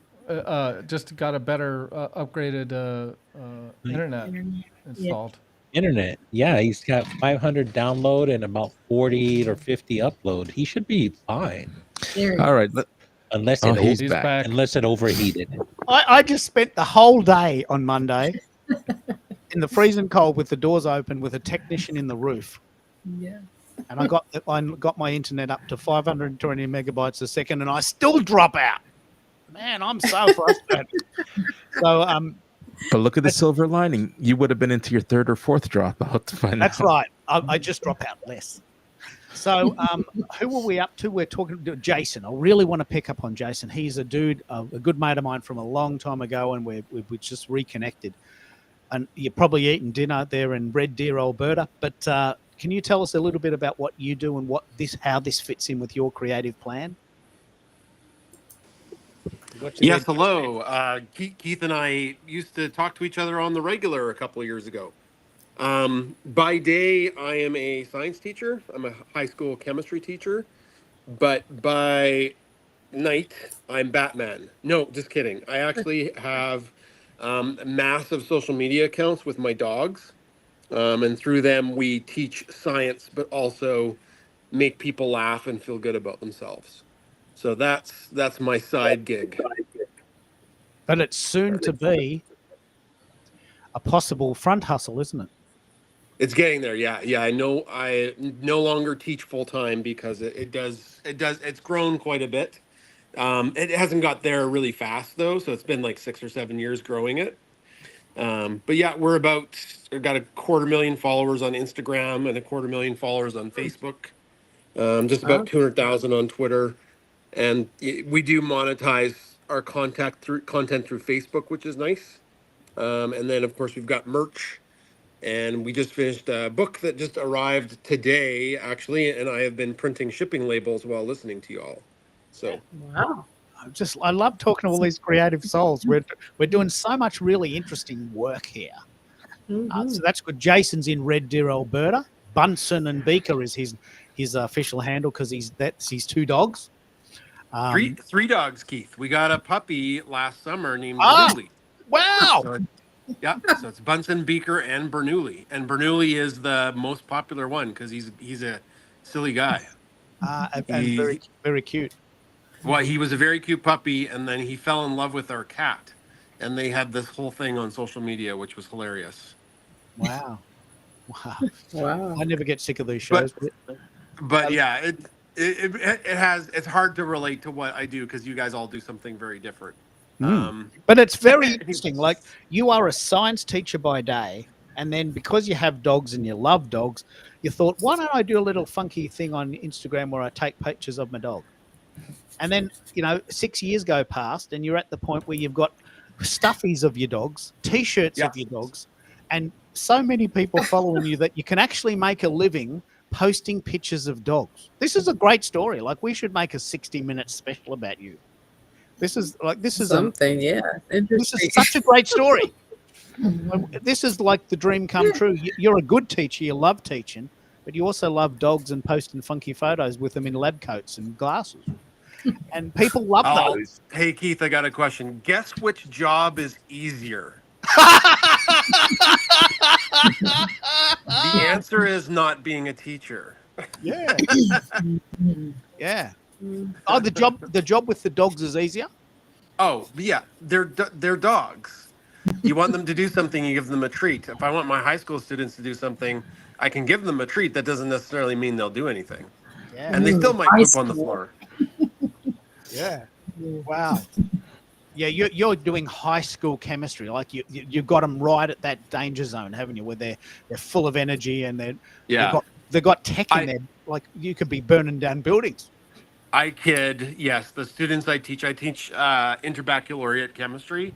So my students are awesome, and I do love my job.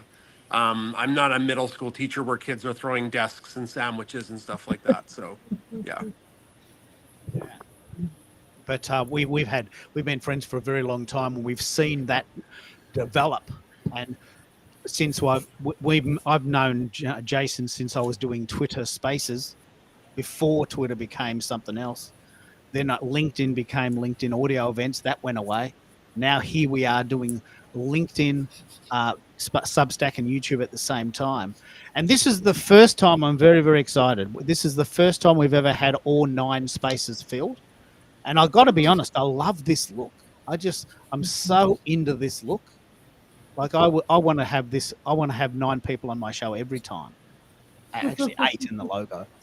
So that shouldn't be too hard. That can be my goal, just for fun. 8 people in the logo. It's very, very compelling content. Like, it's very compelling content. We're learning something. We're having fun. We're meeting people.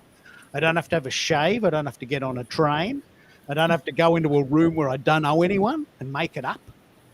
And I don't have to get stuck in a corner with someone trying to sell me something I don't want. We've all had those networking experiences in the city where we get stuck with that guy with 1,000 business cards in his pocket. Mate, I just started this business. I'm so excited. I'm a lawnmower. I'm a lawnmower man. Well, that's great. I've got a lawn, but I'm a long way away. Are you going to come down to see me? Yeah, I'll come down. But you've only got one lawn. I've got 1,000 cards. Hang on. I've got to get round to them. And we've all had those networking experiences. I'm not a big fan of networking in person. But I could do this every day for the rest of my life, several lifetimes to come. I'm so into this. So, but Keith, because you actually do networking every time you get on I this do. show. Look how we're doing it. We met Shireen today. But that's how you do networking correctly, is you develop deep connections. And networking gets a bad rap because of people going out there spraying their cards, but that's not networking. That's throwing spaghetti against the wall. And let's be honest, you doing it correctly is developing relationships that last a lifetime. That's how you never eat alone. And you got to read that book. Never I Eat have Alone. that book. That's a wonderful. I do. I've read that book. It's a wonderful book. Absolutely. Actually, I audibled it, and it was like a 14-hour listen. That must be a huge Oh. book. I mean, yeah, I mean, it's a good book. It's definitely like Never Eat Alone is story. So, but 14 hours, wow. I don't know if it took me that long, but yeah. Yeah, Oh, it, okay. it's I'll tell you this, that book, if you think you're a master networker, when you read that book, you will have learned a few things because it is amazing. Yes, yes, absolutely, I have absolutely. to read that one. Yeah, it's I believe he's gone on to make have his own cohorts now Yeah. from that book. So he does probably these coaching programs. I've seen them advertised, and but that book is that good, you know. You may be noticing that I'm sending everyone on the call, and please do something with these. I'm sending everyone on the call a screenshot of when they're speaking. Right. And I started with, A, and we're now up to R. So I don't know what number of the alphabet R is, but we're almost at like 20. What is it? It must be like about 20. What number of the alphabet is R? So I've done 20 screenshots today. We've been having so much fun. What I'd love to do is I'd love to challenge you to maybe do something with this. I mean, this show goes for such a long time. I would like to ask people what they do with their content to repurpose it. And let's start with Zakia. You love this idea, don't you? That it's a pity that we've been talking for 3 hours and this will just be one video in the corner of the internet. What do we do? What do we do to bring it out? Let's help each other bring out our content. What do you think? I think the easiest method would probably be Notebook LM, only because none of my AI tools are going to allow me to upload a 3-hour video. They all cut off at about 2 hours, and I think you're probably going to go to 4. But Notebook LM, because it's been posted to YouTube. Yes. YouTube, so it'll pull that, and then you can get an audio, you can get a video, you can ask it questions. What were some of the key quotes from Keith or Bez or anyone that was on the stage, or what would be some follow-up conversations that could be held, and Notebook LM will spit that right out so you can have a podcast. And then it also allows you to join the conversation, right? So they'll do a whole podcast and you can say, I'd like to join and ask questions. And so it's a pretty easy, low-hanging fruit with Notebook LM. Yeah, let's pick up on this. So Google Notebook LM is probably the coolest site on the internet, separate to Restream and Substack and keithkeller.org. But what it does is it takes a YouTube video of 4 hours and takes it down to 20 minutes. It does it as an audio and as a video. And it's amazingly accurate. Like, it's amazing. It just takes all of the goodness out and puts it into a lovely little kooky video that's animated and with little slides. I think that's right. I think that is possibly our best bet. Does anyone else use Google Notebook? Tell us how you're using it if you do. Do you use it? Well, yeah. I if you look on my yeah. Substack, I've used it the other way. So I've written articles that you save as a PDF, and then you upload. In fact, Keith, I did an article on one of our, which I didn't know about Notebook LM before you told me, and so I actually had written an article about sort of summarizing and telling basically what I thought we had covered, and then it created the podcast audio. And that was before they had the video. Now they've added the video aspect. That is true. You can actually type in a PDF. The video isn't quite there yet, but the audio is to Keith. What Keith was saying was it. Well, first of all, you can get you can do this in Substack too, but you can get a transcription of the audio, and then, like I said, then you can have that shortened into a podcast. And then, of course, you could feed that to your Substack or up to LinkedIn. And this is the key I keep on trying to pound home. Keith is trying to get there, but I want to pound it home is Substack has all these tools built in. I mean, it literally, like, it'll take a video of mine and do a clip, or it'll take the stream here and do clips of it. Then it can give you a transcript. Well, guess what you can do with that? You can plug that into a PDF and up it to Notebook LM and have a podcast. I mean, some of the permutations, combinations are endless on this. And I guess the only reason I'm saying all this is, how are we repurposing, and Americo and Keith and I have kind of gone round and rounds on this, and probably Bez too, is how can we repurpose our content to get it to wherever the audience, where we feel the audience is. And one of the things I've seen, there's one gentleman that is doing, or was kind of heavy on LinkedIn Live, but he wasn't really getting an audience. So he has since gotten onto Substack and had shorts produced, clips that he then loads up to YouTube. And he's building a YouTube audience so that when he does his lives, he's pushing it to, right now anyway, he's pushing it to LinkedIn and YouTube. But he's getting twice or three times the amount of people on YouTube as he is on LinkedIn. And part of the issue with that, and I don't want to trample on anyone's LinkedIn efforts. Do you mean Substack or YouTube? No, I said YouTube.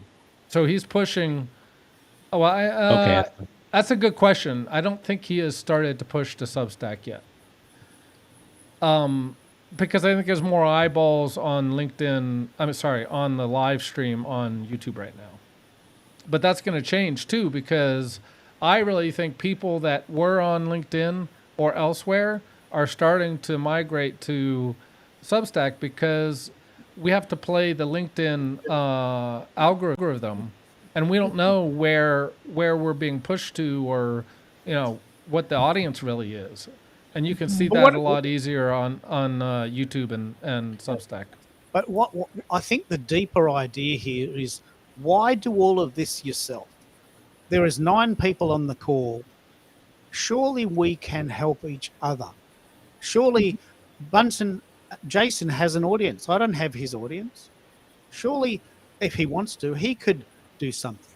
Why do all of the work yourself? Why not collectively say, look, we've had a show and it's been fun and I've sent you some screenshots. I know you're busy, but can you send that around? In a way, you sort of owe it to each other to do that. You sort of owe it to each other to help each other do this. I don't know if I'm treading on any toes, but I get a little bit annoyed when I do these shows and I'm just doing all the work. What do you think, America? You do these shows, America. Yeah. What do you think, Bez? You go. No. I mean, I'm glad you said that, because you're setting an expectation you desire, and I think now say, oh, okay, be happy to do that, right? But sometimes you just have to say it, right? Because what happens is, I think, Keith, when we leave here, we all have good intentions, and life gets in the way. And so what I've done in my career coaching thing is that I've noticed that. And so when we come back for the next session, they haven't done the work. And so it's really frustrating to take them to transformation, right? So my thing with you is, while you're now giving us these screenshots and they're showing up on my feed, I'm going to turn around and write something. And I might as do it while I'm here, right? Because once I leave, I mean, I'm tired this is a workout just being on this show, right? So I'm not going to have that energy to write, an article, but while I'm here, I should. And thanks for reminding us and setting that expectation. I know it was subtle, but I picked it up. You should probably set that expectation at the top. Also mention it again in the middle, mention it again at the end. And I think eventually we'll get the hint. Well, the reason I picked this up is Americo and I talk about this almost every day. People like Americo has a totally different idea. He promotes a show, he promotes a person, he does his darndest to get people to the show. The people turn up and then they do nothing. They come up 10 minutes before, hello, I'm here, I'm going to talk for half an hour, bye-bye, and you never hear from them again. Right? It's not fair. Like, I mean, Americo's done all this work. He's promoted the show. He's doing his own time, and then they just go away. And Americo, does that piss you off as much as it does me, or are you sort of a bit more patient than me? Well, does it bother me? A little bit. But I found a way, and I'm going to say I found a solution. You don't get what you don't ask for. You're asking for it. Right. And I've built it into my my guest speech. When I get on the phone or when I get on a call with someone who I'm going to feature, so listen, this is my marketing funnel, right? I do live streams and help you with your on-demand content and events, right? I want you to stop overthinking of going live. But in order for you to be featured, here's what I'm going to need from you. I'm going to need you to promote. And at the end, I want you to look at this from a customer's lens and the customer journey. Did we build the right awareness? Did we get people to consider showing up? Did we get good engagement? What was your experience as a guest? And I need you to share that either in a recommendation, a post, somehow. That's your form of payment. You're going to reciprocate through sharing and repurposing this. And I've gotten people to, hey, that makes absolute sense. And we lost him. Oh, there he is. That makes absolute sense. I can do that for you.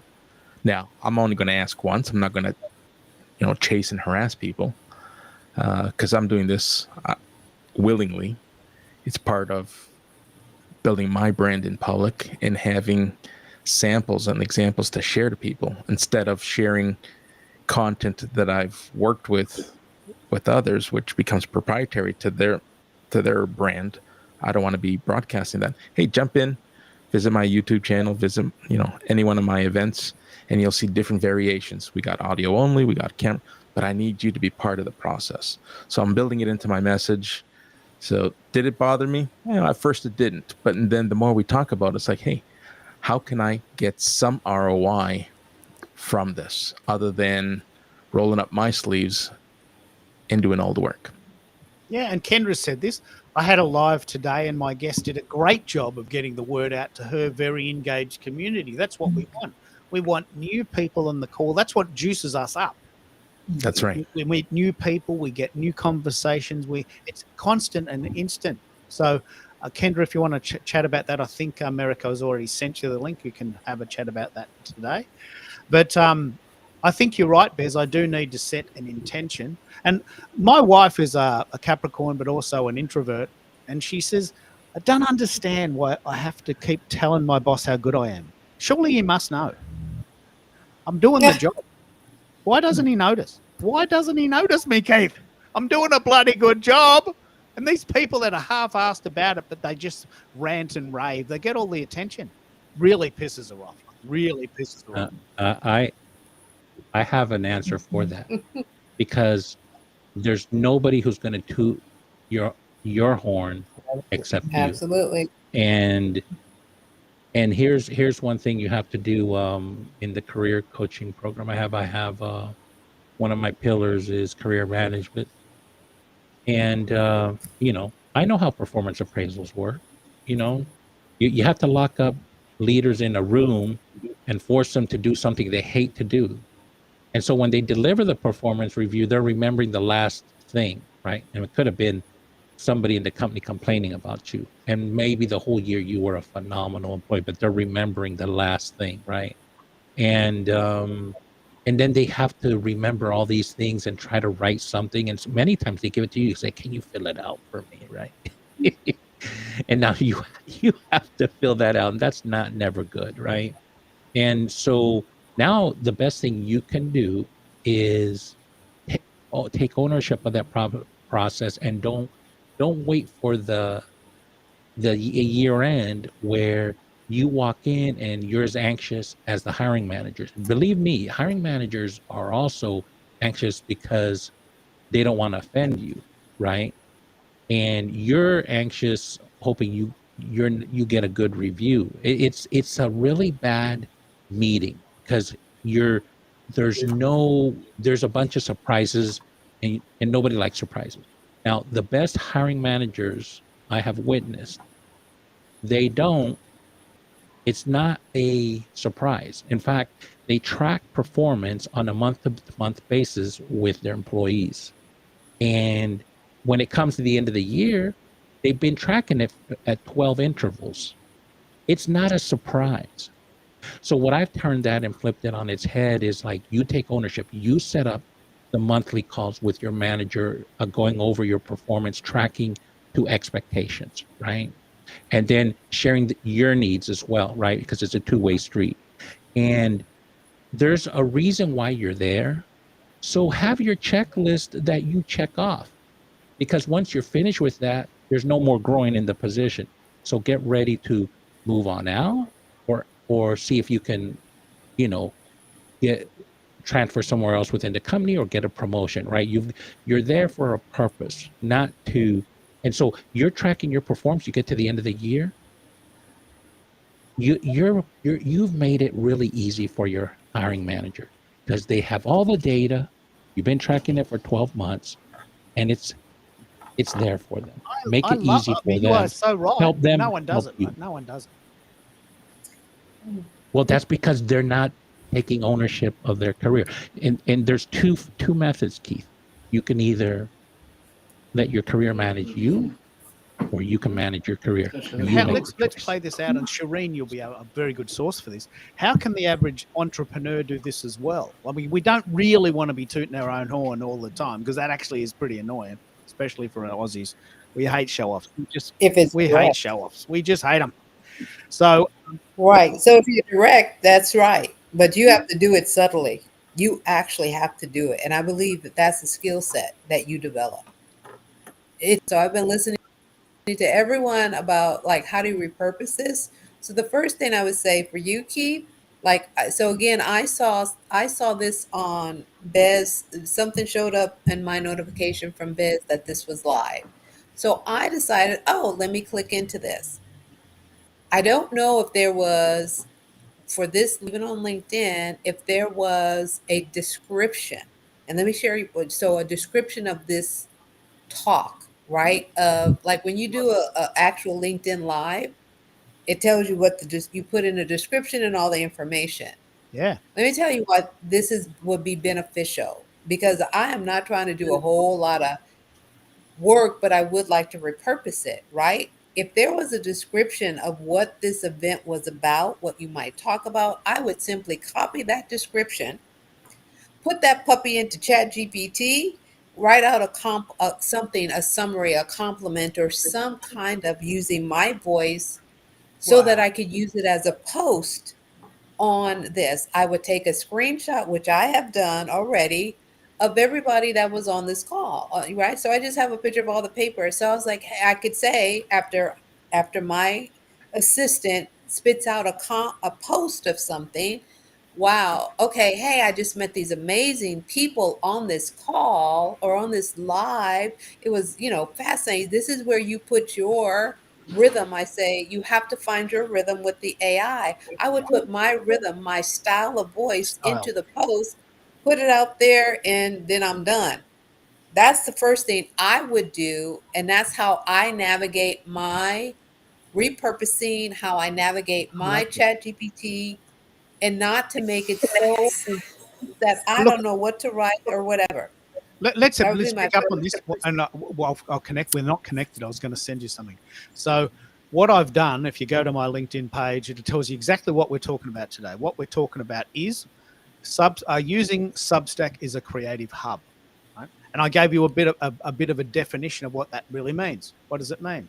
So using Substack as a creative hub is 1, multi-format publishing, 2, direct audience connection, 3, community tools. Now, there's the essence of what we chatted about. It took us 4 hours to get round to it, but everyone gets a turn. So I love what you just Wonderful. said there. That So is the this is what you need to do right now, though. You need to drop the link to that page so that people don't into the comments, so people don't have to hunt and peck to try to find that. That's Yeah. how you make it easy for people. yeah. So that's what I would do. The other thing that you could do is if you want somebody to write something specific to repurpose, give them the content and then let them now, hey, take this content and put it through your chat GPT and write something using my style and flavor to say, hey, I really like this. I'm great people. And then you sort of have a single voice. If they here are some images you could use. This is the thing when people are doing online, you're inviting a guest someplace, you want them to participate, you don't want them trying to make stuff up. Okay, give them what they should be talking about. Here are the topics you could talk about. Here's some content that you could write and make it your own. Right here are some images you can use. You don't want people just making stuff up. Guide them in what they should be putting out there. Right here, make it simple because people they don't have the time to think about what they should do. This is probably why people don't go and say, oh, you should promote this, and they like, I don't have time. What you want me to say? That means they have to interrupt what they're doing to Love try it. to figure out what you might want, and that's too much heavy lifting. So you have to make it easy for people, and Oh, when you love it. make it easy, they'll do it. And what you've done there is you've given this is available on LinkedIn and Substack, but you've taken it one step further. What I'll do for the people that have come on the call is I will create a document for you, and you can just cut and paste, because you're right, we have different voices. Like I talk in a particular way. This is what Substack will talk about, and so I'm going to send that. Yeah. Okay, so here's the other thing, and again, I'm giving you guys. I'm just going to rattle out some things you could do. So you have access to the recording. I don't know what kind of transcription software you use. I love Otter AI. That is what I use. Right. So my thought, Me too. love it. Right? Is that Bez? I got Yeah. Otter AI in the house. Right. So here's what you do. 6,000 minutes a Ooh, month. I'm telling you, I hope they don't change that, right? Because they tried that funny stuff once. I was like, look now. Anyway, so you take that, you upload it. Here's what you do. You upload it to Otter, let it transcribe the entire transcript. I think you only have 4 hours. So you just kind of got to be aware where your cutoff is. But upload that. Now they have an AI integration, which I love. So once the transcript is done, now I'm giving you gold because this is what I teach my clients. Once that transcript is done, now you ask the AI, give me the top talking points or give me what the highlights were from this conversation, right? Find a nugget. And now you have, not that you want to create a document, do not create heavy lifting for people. Give them 3, no more than 5 things. Hey, can you just write a repost about this? These are some things that came out of the conversation. You're not trying to do the heavy lifting here. You're trying to leverage the power of your technology and the power of AI to help you get things moving quickly. And when you want to engage other people, they need to have sound bites, little pieces that they can then say, hey, you can even give them the chat GPT prompt. Here, put this prompt in. Write a No, post about this. you've actually mentioned quite a lot of good points here. That I'm possibly expecting too much of people. 'Cause, Absolutely. It's called work. yeah, they've come on the call and maybe they think that's enough. I'd be very interested in your thoughts here, Americo, because you interview a lot of guests, and you're lucky if they even turn up. Yeah, we've had a couple of no-shows, but we show must go on. Yeah. Here's what I'm suggesting, and I love what Shireen is sharing. We have through Restream, we have the ability to save, upload the transcription in a text file, which isn't that large of a file. You can send it to everyone or whoever asks for it. Like I will ask you, send over the transcript, and I love testing how different types of content work in React. Send it over, and I will repurpose it. The prompts, Otter AI. It's incumbent upon us to lean in and leverage the tools we have. Now, in terms of time, absolutely. Are we nodding our heads and saying, yes, I'd love to help you out, Keith? And then does life get in the way, as Bess pointed out? Absolutely. And we quickly drop down and on that list of priorities. So if you make it easy and doesn't have to be cumbersome, I usually front load it when I remember. I ask those who are attending as people are coming in to the live, hey, if you're sticking around, I'd love that you would repost, reshare, let your community know where you're at right now, and that gets that instant repost for those who are willing to do it at that particular time. Then at the end, if you learned anything, or you think that this content and this conversation is valuable and you wanted to share with someone, I would love for you to share along with some takeaways. And you kind of sandwich that in at the front and at the end, and hope for the best, right? Yeah, this If you is get good. 1%. This is very, very good. This is good. Keith. I think I've been probably a little bit harsh on people. We're busy, and turning up is a gift to me. I saw this very, very, very cool post by Ozzy Osbourne, who said, "Even now, I still know that my audience is the point. I am not the star. They are doing me a favor by turning up. You are all doing me a massive favor by being here at all. That's a gift to me. I've got no right to be angry when people don't repurpose it, because you are here. You're doing me a massive favor." I guess Keith, I'm a bit greedy. No, be greedy, Keith, but I just found something out tonight. If I send this to LinkedIn, so I do add channel, and I could have sworn I couldn't add a channel while it was going, but apparently you can. And if you go to Connect Event, you can actually put in a description. I wasn't aware of this, so that when I restreamed your last show, it just said Social Audio Tech Check. But I can put a description in there. And if you tell us in advance kind of what your show flow is, we can put that in the description. Well, So let's set that's up. only. I love But this. but that's only for LinkedIn. Unfortunately, it doesn't look like you can do that in Substack.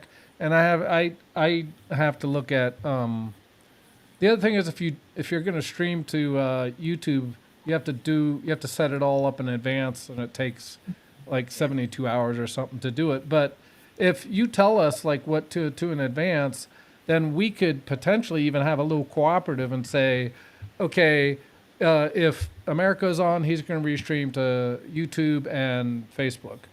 If Mike's on, he's going to restream to LinkedIn and Substack. Yes. And so that way, or just wherever we have the biggest audience. So if which I don't know where America's biggest audience is, but if it's LinkedIn right now, then he could say, well, okay, my biggest audience is on LinkedIn. Give me the description, and I'll post that in my restream stream. And because I wasn't even aware of this, and I actually got on your stream from Bezos. Yeah. Well, as you may know, you may not know, but I'm having October off. And the big question I'm asking myself, I am actually asking myself this question: am I just doing this show because I have nothing else to do? Like, I've actually asked that question because I'm doing so many shows. I'm thinking, surely there must be other things to do. But I just can't think of anything else I'd rather do. Like, there's nothing else I would rather do than this. And that's my answer. I could do anything. And then spontaneously at 9 at night, I'm getting these amazing ideas for shows. Like, I mean, I'm not getting amazing ideas about going into the city and meeting people. I'm not getting amazing ideas about walking on the beach and talking to people while they're drinking their lattes. I'm getting amazing ideas about having shows on the internet.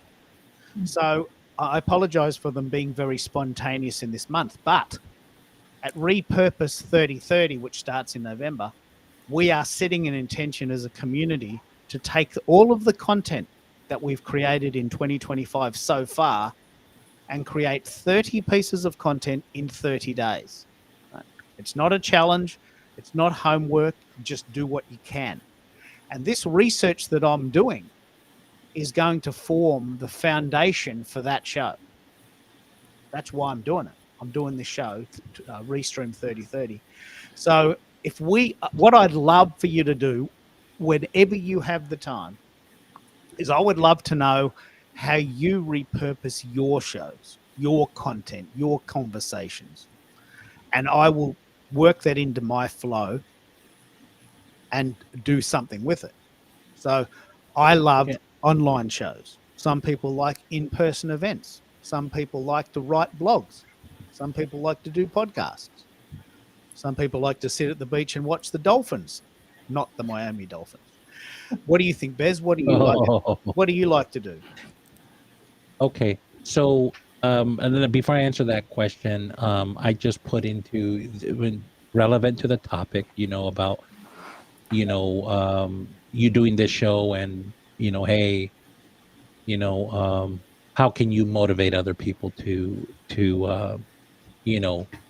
amplify your show? Okay, so there's a podcast called Grow the Show. His real name is Michael Schmidlin, but I guess he's renaming himself to Kev Michael.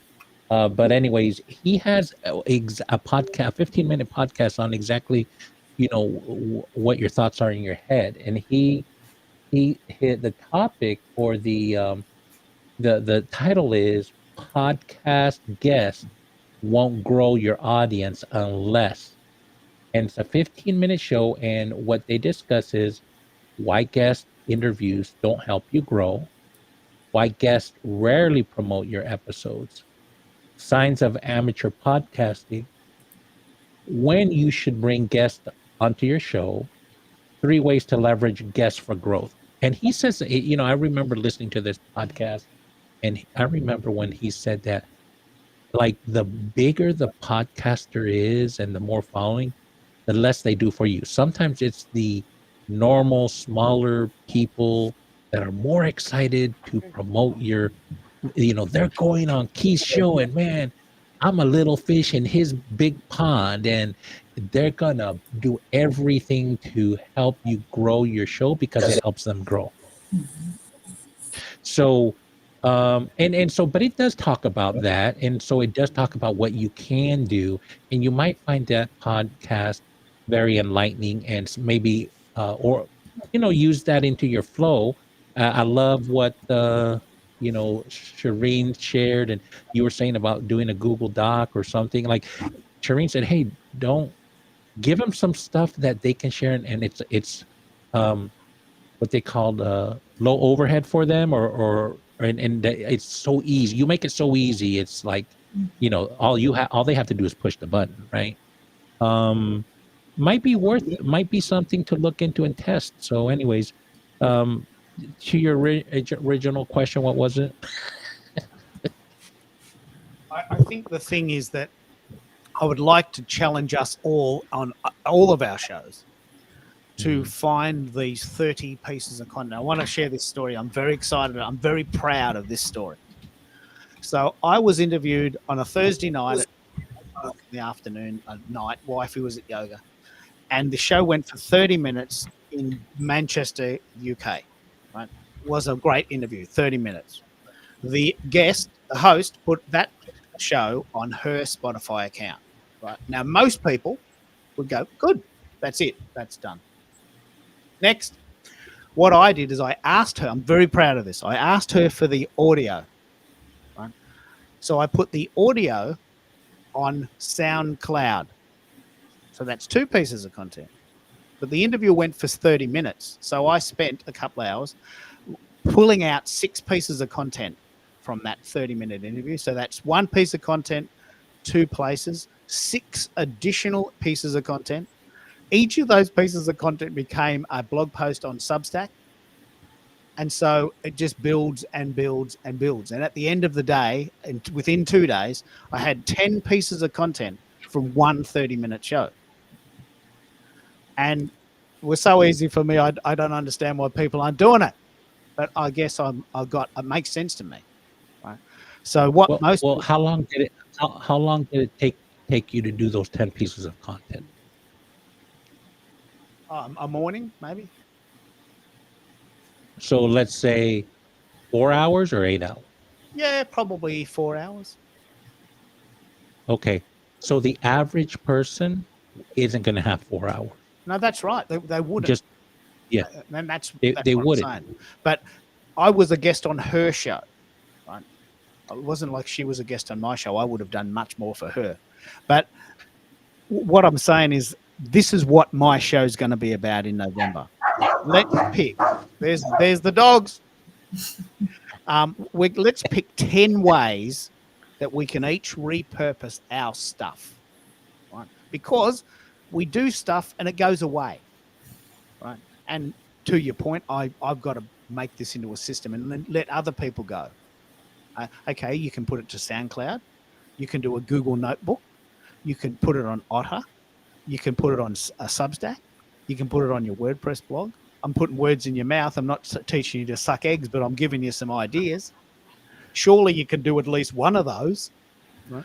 Oh, I'm busy, Keith. I'm so busy. Coming on your show was a treat. Okay, well, then maybe that's all I get.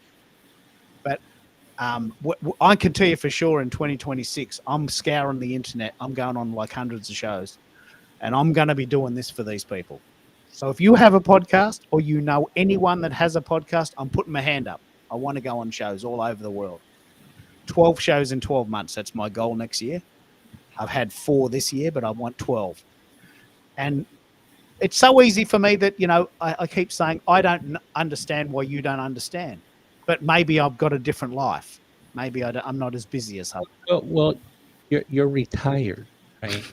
And you have disposable time. Like a lot of people who have their own business, but probably work more than someone who works the 9 to 5, right?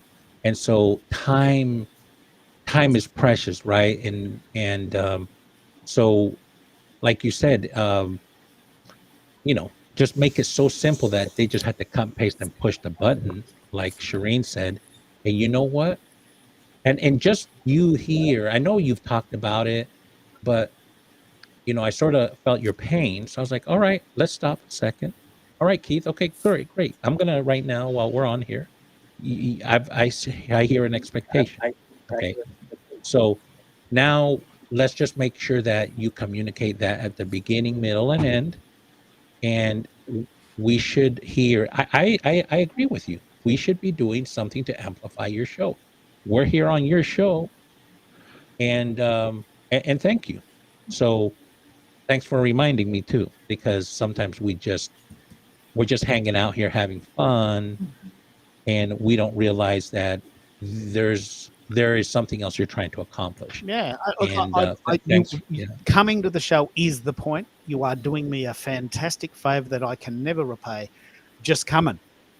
But given that I'm taking October off, I'm spending every moment of my day in October doing 2 things. One is trying to work out why I keep dropping out. I think it's the modem. I've got to get another gadget now. But that's the first thing I've been trying to work out. Why do I keep dropping out? But the second thing is I want to know how I can take a 4-hour show and turn it into 10 pieces of content. I've still got to get my head around that. I still don't know. So I want us as a community to work this out. Won't Substack make the clips for you? They do. They make 4 clips for you. That's right. That's part of the deal. That's one of the reasons I'm using Substack, because it makes these unbelievable clips for us. Yeah. Can I ask you a question, Keith? Can I? Yeah. Okay. So your shows rival the length of Joe Rogan. Okay, they're long. Okay. Have you thought about, because you have the ability you do these breaks, right? You used to do them periodically and sort of like at certain points, right? Which is actually, when you're editing, it is probably easy, right?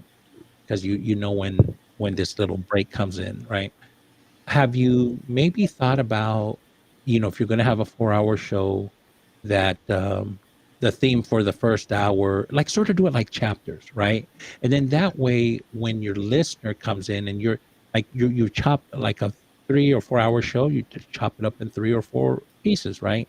But chapter 1, first hour, is talking. It's a theme. Now it doesn't have to be perfect, No, right? this Because is good. we're This is actually very good because because we're all what over you're the talking place. about is But this. Yeah. I've got this little piece of Mhm. music, which goes for Yeah. 7 seconds. So I could say something like, let me just see if I can find that music. the theme for the next hour is going to be, and then that way they're sort of cut up into chapters, and so for your 4-hour show is like almost like a month worth of podcast you release once a week, but maybe now you release an hour on X date, and it's almost like on a 4-hour show you could release uh, a show, a 1-hour segment every day of the week. I could. I have to consider it. So I could do something like this.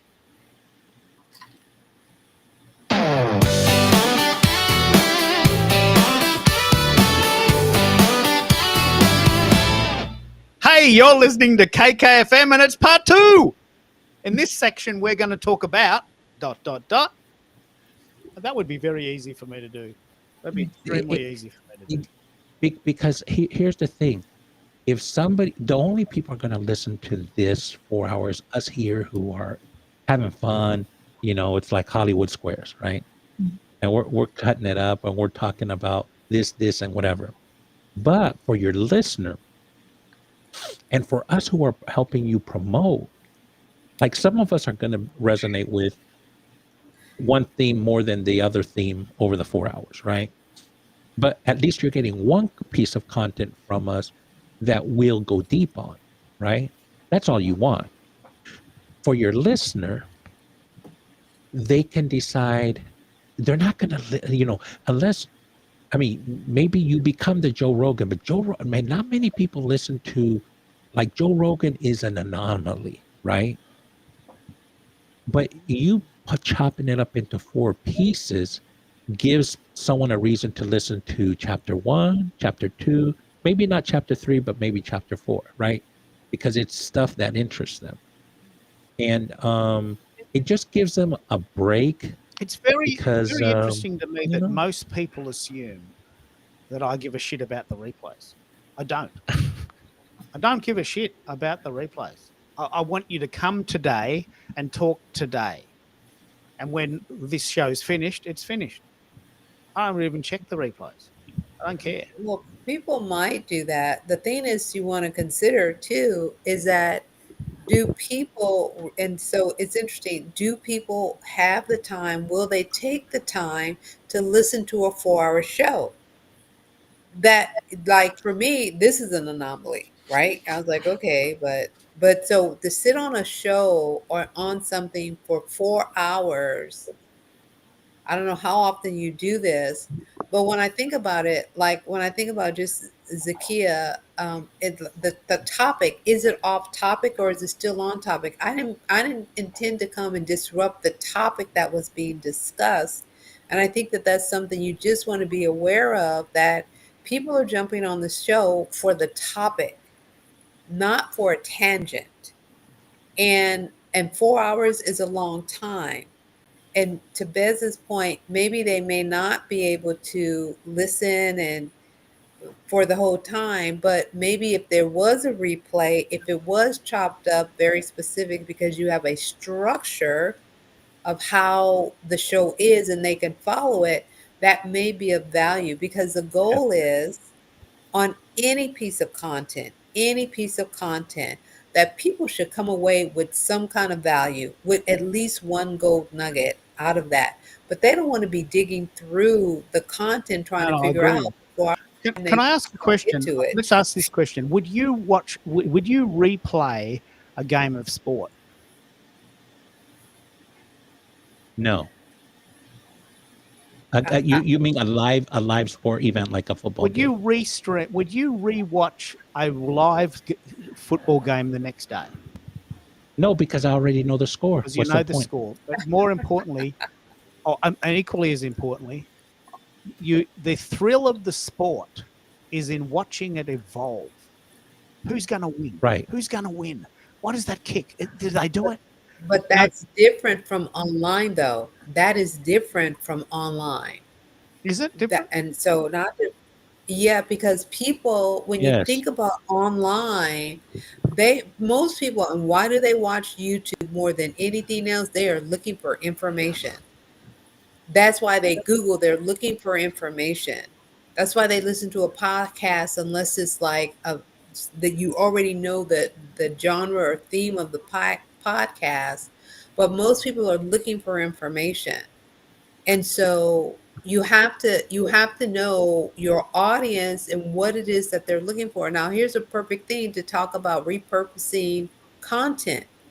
If this was really important, right? A poll. Let me do a poll for people on, do you use Substack or WordPress, right? So you can get information to figure out where your next positioning needs to be. You want to take 30 pieces of content and get people to write 10, repurpose that content 10 different ways.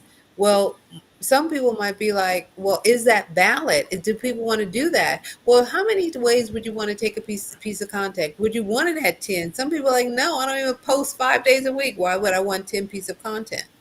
I only post 3 days a week. Shireen, there's one thing that Keith Yes. does well is he does polls. He does polls all the time. Oh, he does polls. Okay. Yes. See, that's awesome. So He does. I've just done a poll. What site? This is a very, very important poll for me. What site do you use for your blog post now? Right? Because most people are asking me, what is Substack, Keith? I've never heard of it. All right. So do you have a blog post already? Do you use Substack, Medium, WordPress, and the fourth one with 38%? I just use LinkedIn. I just use LinkedIn for everything and everybody. Right? But and that says something big, doesn't it? Right? It does. So why? And so unfortunately, is Mike still on or did Mike jump off? Right? And this is something to really pay attention to. And this is why I share with my clients, my leads, and my prospect all the time.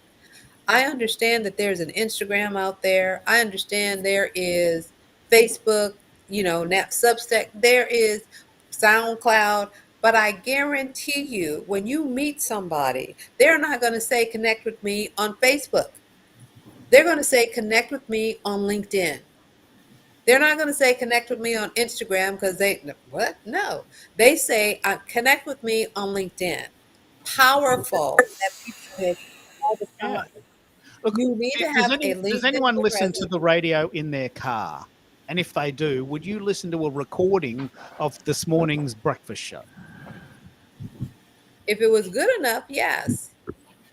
If it was good enough, yes. Let's just say if I was driving and I listened to it and I missed something, absolutely. I hope they have a replay of that because I need to find that nugget that I missed that they said that I knew it was good. So my show is like the breakfast show. My show is like the breakfast show in your car on the way to work. Okay, then make it good. Then make it good. And the reason why, what I'm saying for that, see, so when I think about what you're saying, Keith, and it's so powerful that I hope people are hearing this. See, you have a vision of how you want this show to go, which is awesome. But now you have to line it up for it to be in alignment with the people who is going to be listening to Keith and his show.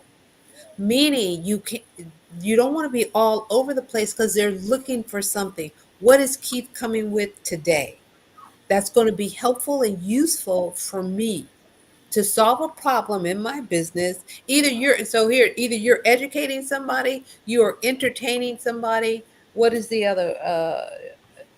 I call it the IEEE, inspiring, educating, entertaining, and I forgot the last C, engaging maybe, who knows. But when you think about that, how do you want your I like Keith, because I've hung around with you a little bit, I'm you said what you said. You don't give a shit if if someone listens to the replay, but you would if someone from Walmart listened to you and said, "Hey, Keith, I'm going to send you a Shure microphone." Yeah. Right? So I think it would behoove you to say, like you're asking yourself, why am I doing this show? Mm. Right? And for me, I think you're doing this show because you have a method to your madness. You reach out to 100 people per week. You're very targeted in who you reach. You have reached, how many people in Walmart have you connected with? My current score is 632. Wow. Nice. Okay, so you want a brand deal from them. Now your reward is them sending you equipment, not money, and I'm sure that can be arranged. But so you do care, right? Because if that person, like what Shireen was saying, is depending the format of your show. This is something you have to decide what is going to be the format. It could be the morning show, right? Or it could be something where a brand manager could listen to a segment and say, "That's it. I need to give Keith some equipment so he can highlight Walmart," right? It depends what is that goal of yours. The morning show, or I'm trying to be. There's a reason because I want some brand deals and I want to test equipment. Whatever it is, just I think I know what you want, but then you are going through. You're constantly changing because you test so much, and you're the tinkerer, right? And you tinker for all of us, right? Am I right? No, or wrong? that is my job. Like my goal, just to let you know, I've got 2 goals for next year. One is, and thank you, Kendra, for mentioning this, I want to go on other people's shows. I want 12 shows in 12 months. I've set the intention. I've told the universe. And for that show, I will create magic for them and subsequent concepts. But, people have to know who I am. For my show, this is the truth. For my show, I want the Brady Bunch moment. I honestly don't care who's listening in the audience, and I don't know. I don't care about that, and I'm sorry about that. I want you to come on stage and talk to me. And if you can't come on stage, I want you to make a comment. And if you're a silent listener, what we call a lurker, well, I can't help you. Yep. Because how can I know who you are if you don't tell me? Right? And some people say, well, you never know who you never know. Well, I want to know. I want you to be on stage or in the comments. And if you're not in the stage and in the comments, I can't help you. I can't help you. So my shows go as long as they are inspiring. We've been going 4 hours and we're loving it. But eventually my belly says, hey, Keith, I think you might need to eat now. Yeah. And maybe these dropouts of this, the universe's way of saying, do you want to have a breath? I think you might need to go home. I think you need to stop. Might be the universe's way of saying, mate, this is enough. But my goals are very specific. I don't want this to have 1,000 replays. I don't check that number.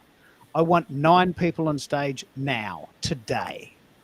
The dopamine hits today. And if people get value, that's good. That's a good secondary benefit, but that's not how I get my dopamine. I'm retired. I paid off the house. So you truly want the morning show, like exactly what you said. I just want to do this radio show in the morning that people listen to on the way to work. And they drop it. Yeah. Minutes on the train, and then they come back and they go, look, he's still going. Like, that's amazing. He's still going. I was on the way home. And like people who used to listen to Howard Stern, like Howard Stern or whatever. He's a bit of a dude. Yeah, I get Howard Stern for sure. Okay. Absolutely. And you could do that. And I thought, Lynn, I don't want to go over stuff. You wanted to add into it. I'd love to hear what you were going to share before I say what I was going to say. Oh, I really don't know what I was going to say. Honestly, Shireen, I was about to bow out and get my toothbrush ready. I hear you. I know I'm going to have to bow because I have to get up in the morning as well. I heard someone yesterday say, I took out a coaching program on credit. I want to say this specifically. And all he said was, follow your dreams. Everyone thinks they know what I want. Right. Everyone thinks they know what I should be doing because that's what they would do in my position. I know exactly what I want. I was a radio announcer when I was 16 and I love doing these shows. And it's good that people watch it, but I can't chase those numbers down the line because they depress me. I get I guess there must be such a thing called anti-dopamine. Someone actually said this to me the other day, mate. I think you're chasing the numbers too hard, and it probably affects you mentally. I love doing these shows and I love talking to people, and that's it. That's what I want. So I want people to come to the show today and talk to me today. And if they can't make it on stage or they're too embarrassed to talk, they can make a comment. And then the show is finished. And then tomorrow's show is a new show. No one listens to the morning show 3 days later. You're listening to the morning show because you're in the car and you're on the way to work and it's an hour drive. And you can either listen to Spotify or listen to the radio. Some people listen to the radio. And then you get in the car and you drive home. And you're in the car driving and you listen to the radio while you're driving. And then you stop. You don't listen to the replay on a Saturday afternoon while you're mowing the lawn. You know, that's a different proposition. So I'm very clear on what I want. And I think we're doing it. We got the Brady Bunch moment this week. That's never happened before.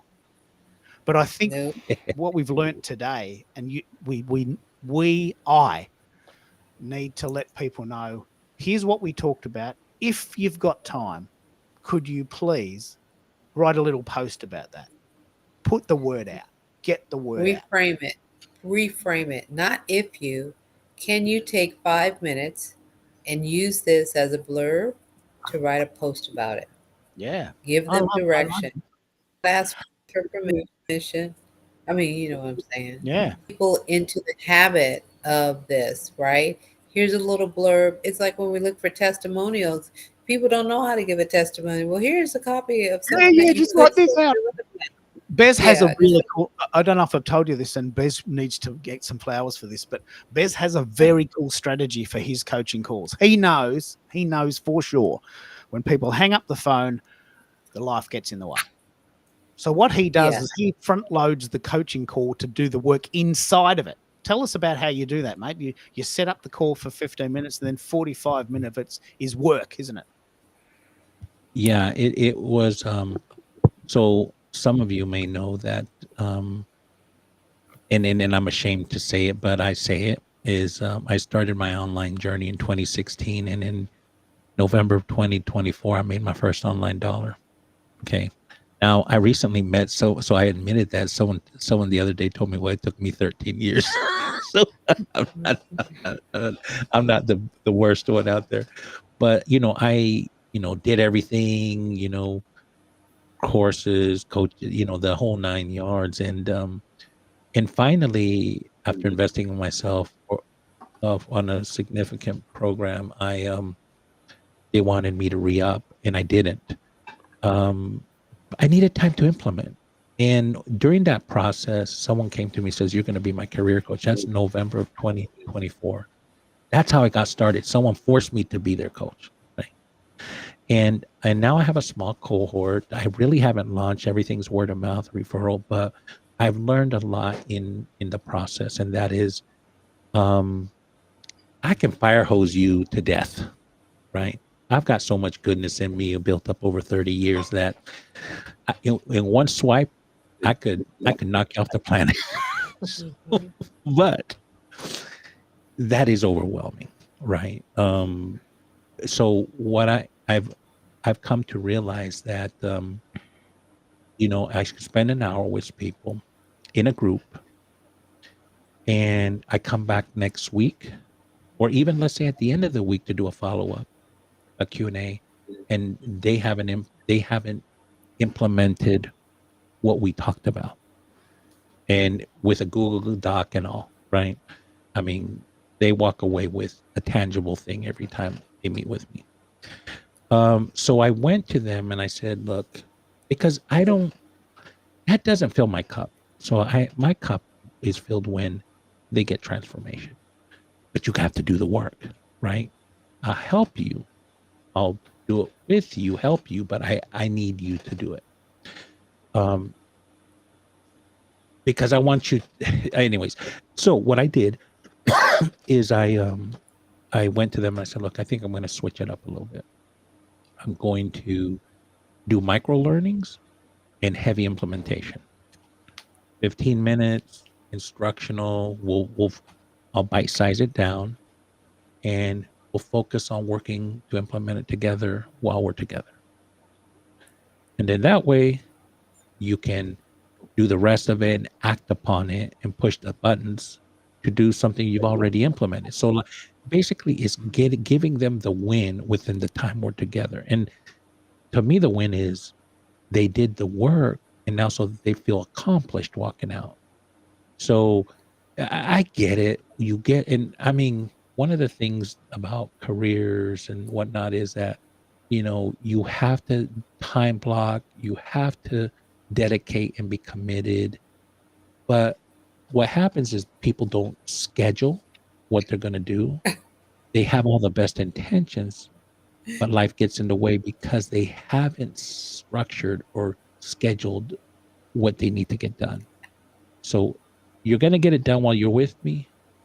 And hopefully that inspires you to, because I do talk about time blocking and committing, you know, the accountability part. So anyways, get them a quick win and we move on. Here, mate. I just love that wisdom, because Lachelle, who comes to the show a lot, she says, the reason I come to your show is that while we're talking, I'm doing it.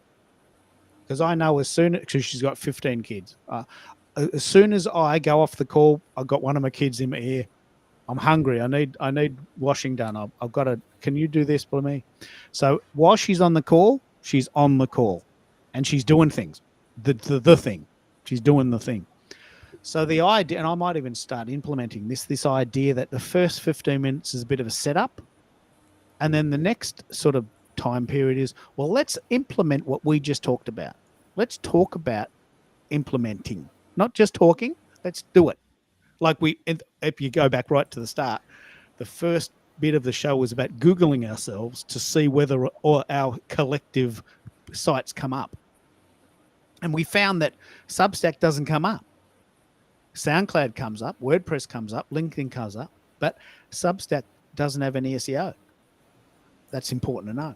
So we implemented the story there and then. And I think that's a good lesson, Bez, that what you're doing there is implementing within, because as a coach, it must be very debilitating to come back a week later and realize that no one's done their homework. And then that must really annoy you. What do you think? Yeah, it does.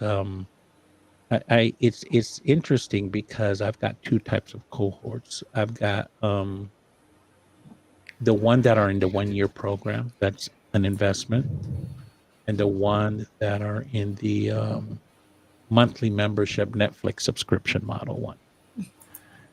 And they both act differently. The ones that are in the 1 year program, they're on it, right? The ones on the subscription model, that's a little bit more challenging, right? So I've got still, at the end of the day, I love them to death. I want them to win, whether you're in my VIP or my group coaching program, it doesn't matter, right? They're all my little chickies, right?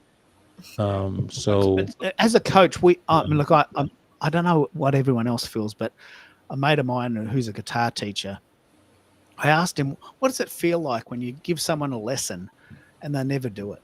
He says, oh, look, it does piss me off. But this one this is a true story. He teaches drums as well. This one drummer said to him, he's been going to him every Monday for like 10 years. He said, I'm happy to keep coming every Monday because that's the only time I practice when I'm here. I said, well, yeah, how does that feel? You sit, the person hasn't done any practice at all for a week. He comes every week, gives you $50, and then he just plays drums for half an hour. I mean, how does that feel? He says, well, that works for him. And I acknowledge that. And he does get better over time at a very, very, very slow pace, but he enjoys it. And I'm just sitting there watching him. So I guess that's not a waste of time. But I chatted to him at one of his Christmas parties, and I said, well, how you doing? He says, oh, I never get a chance to practice. I just come once a week on a Monday, 7 p.m. I play drums on his kit for half an hour, and then I go home. And I said, well, how you going? He says, oh, well, it's slow. I mean, how can you get any good practice in half an hour once a week? But he loves it, and it's his only time he gets.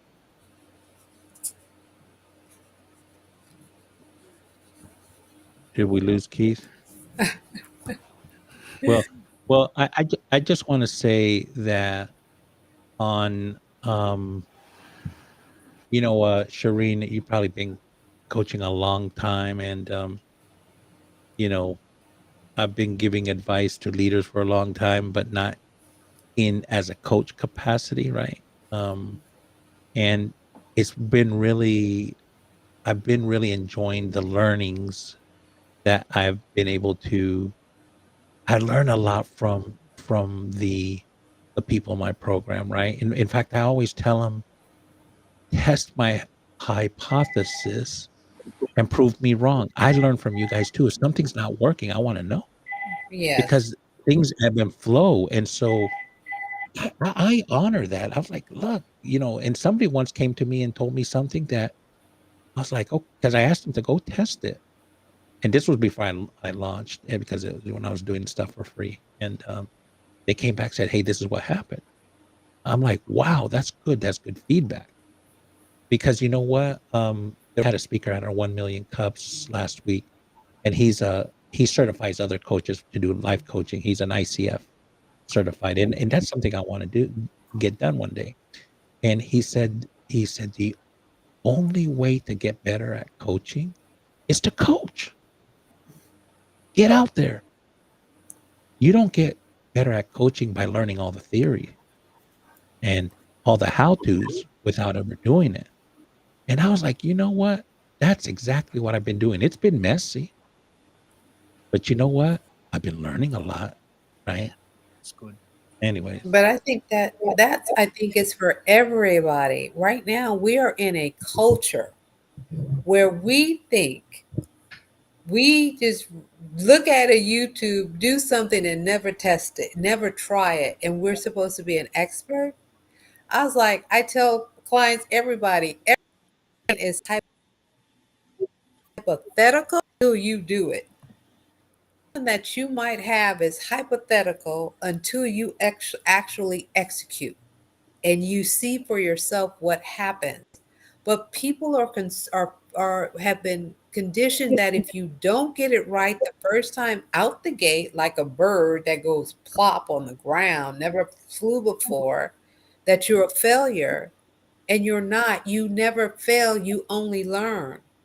You never get good unless you work it. And most people are afraid to work it. I mean, I remember one client, but it's a lesson learned, right? Because what we do is learn about ourselves, about if something is right. I had a client that went through one of my private programs, invested significant money to get her business up and running.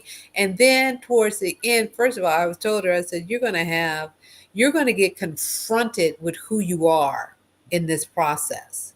You're going to start to see your character in this process to see if you really want to run and own a business or not.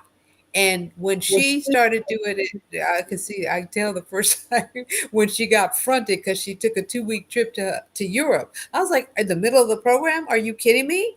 What are you doing? How do you do that? Why are you doing that, right? Because she was so afraid of what she had to do, the work she had to do. Yes, running a business does take work. Creating a business does take work. Do the work, run the play, right? But at the end of it, I think she was like, I don't want to do this. Well, that is the best investment you have ever made. To invest, to realize that you are not meant for this. Imagine if you kept going and going and going and realizing you would be miserable. If you would have all these issues, it is important for you to put a stake in the ground and to test this thing. Am I willing to do it? And she was like, oh, I can't do it. Well, then it is okay for you to go and get a job, because business is not for you. And you found that out. Great that you did it now instead of later. That's a But good, most story. people, Yeah, they don't want to do that. Go ahead, Keith. Sorry. No, Yeah. I love this story. I mean, the idea of walking into a room and thinking, you know what, I'm just going to hang out here, and I get a feeling in my belly this is not right for me, but I'm too embarrassed to leave. Fail fast, fail first, and then just accept it. Right. Get it over with, right? Just go like, no. And then the biggest thing is be honest. Most people don't want to be honest because what? You're afraid of what people are going to say or what people are going to think. You better watch. I had to tell one client, I was like, okay, the chocolate vanilla, choose. Are you going to choose being stressed out every day? Or are you going to choose creating a life for your family and so forth that you love? You have to make a choice, make a decision. And those are the things, those are the hard things. Even when it comes to coaching, when I think about, do I believe everybody needs a coach? Yes. But what kind of coach? Do you need a coach that you can run ideas with and a sounding board to help be a voice for you to figure this out? Or do you need the coach? This is what I share with my client. See, I am the coach to get that Super Bowl ring that you want. The Super Bowl ring. Now, what you will notice in the Super Bowl game is you don't see the coach on the field running down the plays with the player. You either play to run, either you run it or you don't. It's really like ones and zeros, right? You do or you don't. You want the results, do the work. I want to Yes, highlight go ahead, Lynn here. Lynn ran the play. She's a franchise owner. Mhm. She took the Yes, step, yes. right? I Talk to did. us I about that. did. Yeah, I sure did. And well, it was kind of born out of a bit of desperation, the process. That's, and, I really, when I first started, I didn't give too much in the way of myself and my why and how I really didn't talk a lot about it. But my husband's layoff, that was the start. And so it just forced me into, well, us, into making some changes. Um, and one of them was how to not be laid off, and anymore, and just be a kind of a prisoner to, when you work in the corporate world. I mean, it's going to happen every 10 years or so. Seems to be kind of the normal cut. It's And so, yeah, as we were planning and anyway was to do some traveling, and that was one of the things we were going to do as a couple. And ironically, I did come across an article about the franchise, which really I didn't really know, honestly, a whole lot about. I did some research.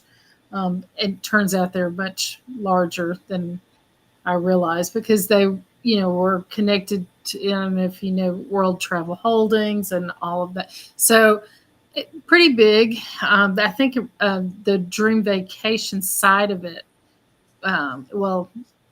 35 years ago, I think, is when they, round about that time, when they brought out that brand. But I have, for the most part, and I have been kind of a jack of all trades of real estate, and I've been the stay-at-home mom. I've been the makeup artist years ago. When you would go into the stores, they would have the ladies and that did the makeup, the Lancome, and they really don't do that as much anymore. But that was so I've kind of done a little bit of everything, secretary, you name it. And that's how it is in life. You know, when you live a little bit, you've done a few things. And but travel and and having my own business, that is something I never would have thought I could do. And I never would have, it's not that I couldn't do it, but just, I didn't envision it. And it's just funny, you know, how life, things happen that bring you to a certain point. And maybe it's the hand of God. I don't know, but it's real for the journey is real for all of us. We all have different paths. And I wouldn't trade what I have learned, you know, being a franchise owner or this journey while it has not been easy for sure, it has been great. The clients that I have had, the friends that I've made, and the places I've been able to travel to, all of it, and the things I've learned. And really, a woman who really had zero social media until 2024. You know, I did have Instagram, but it was just for family and my kids' pictures. So, I mean, I wasn't even out there. So I had to really teach myself a lot of things. And, but I've loved every single minute of it. And I look forward to doing some really interesting things this year too, for our Substack.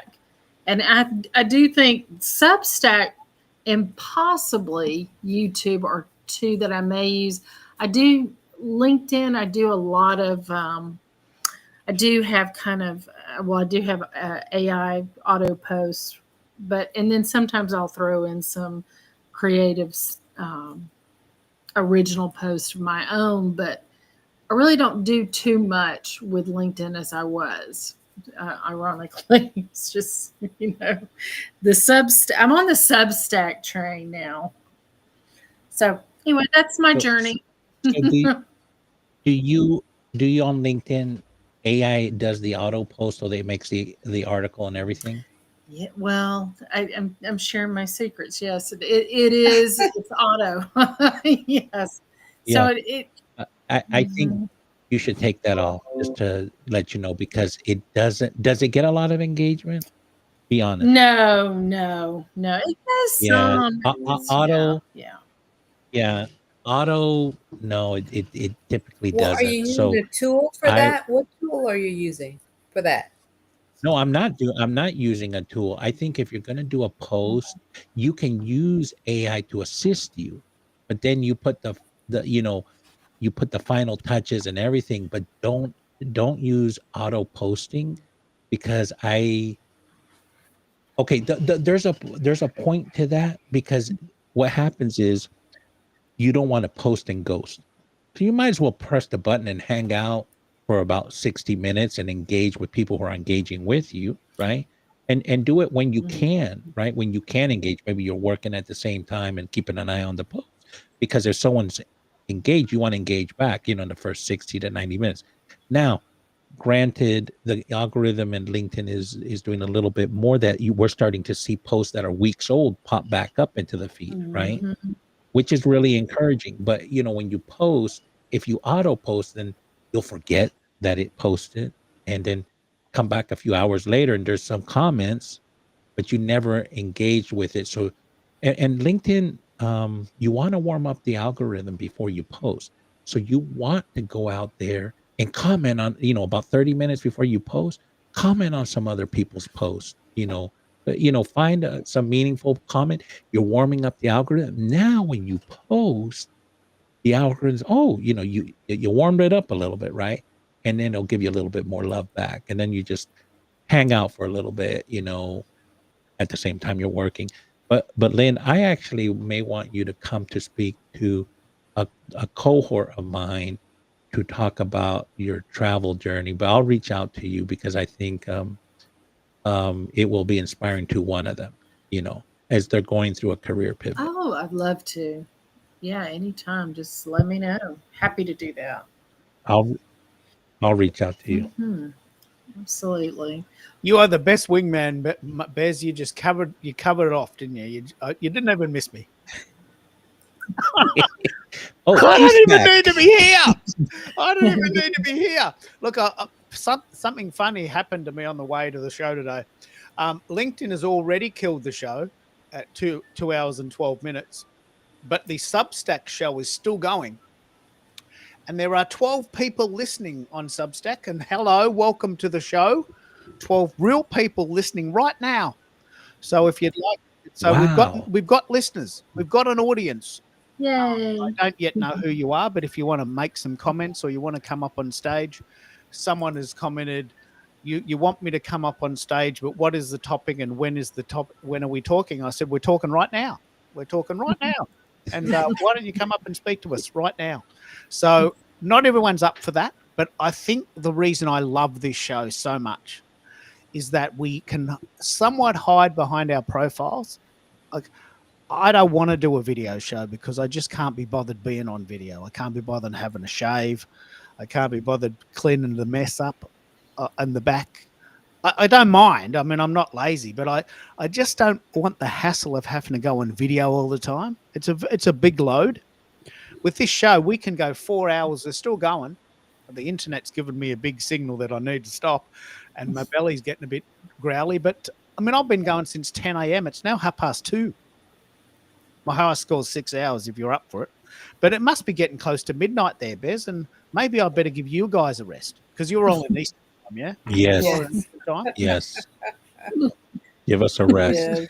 So Shireen, I'm so glad we met, and this is a very good vindication for why I do this show.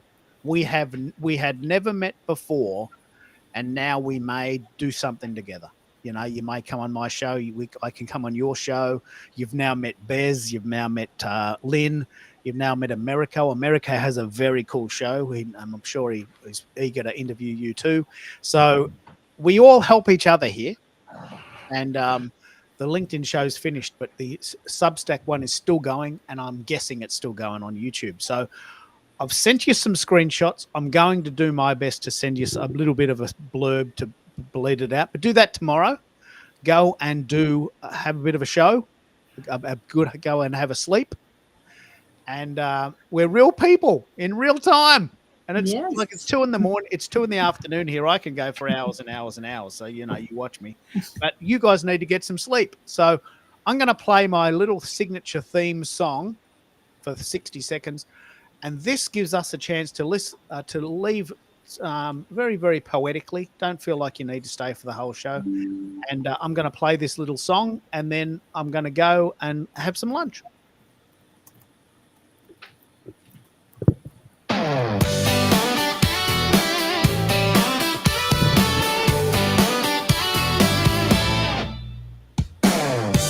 You've been listening to KKFM in Melbourne, Australia.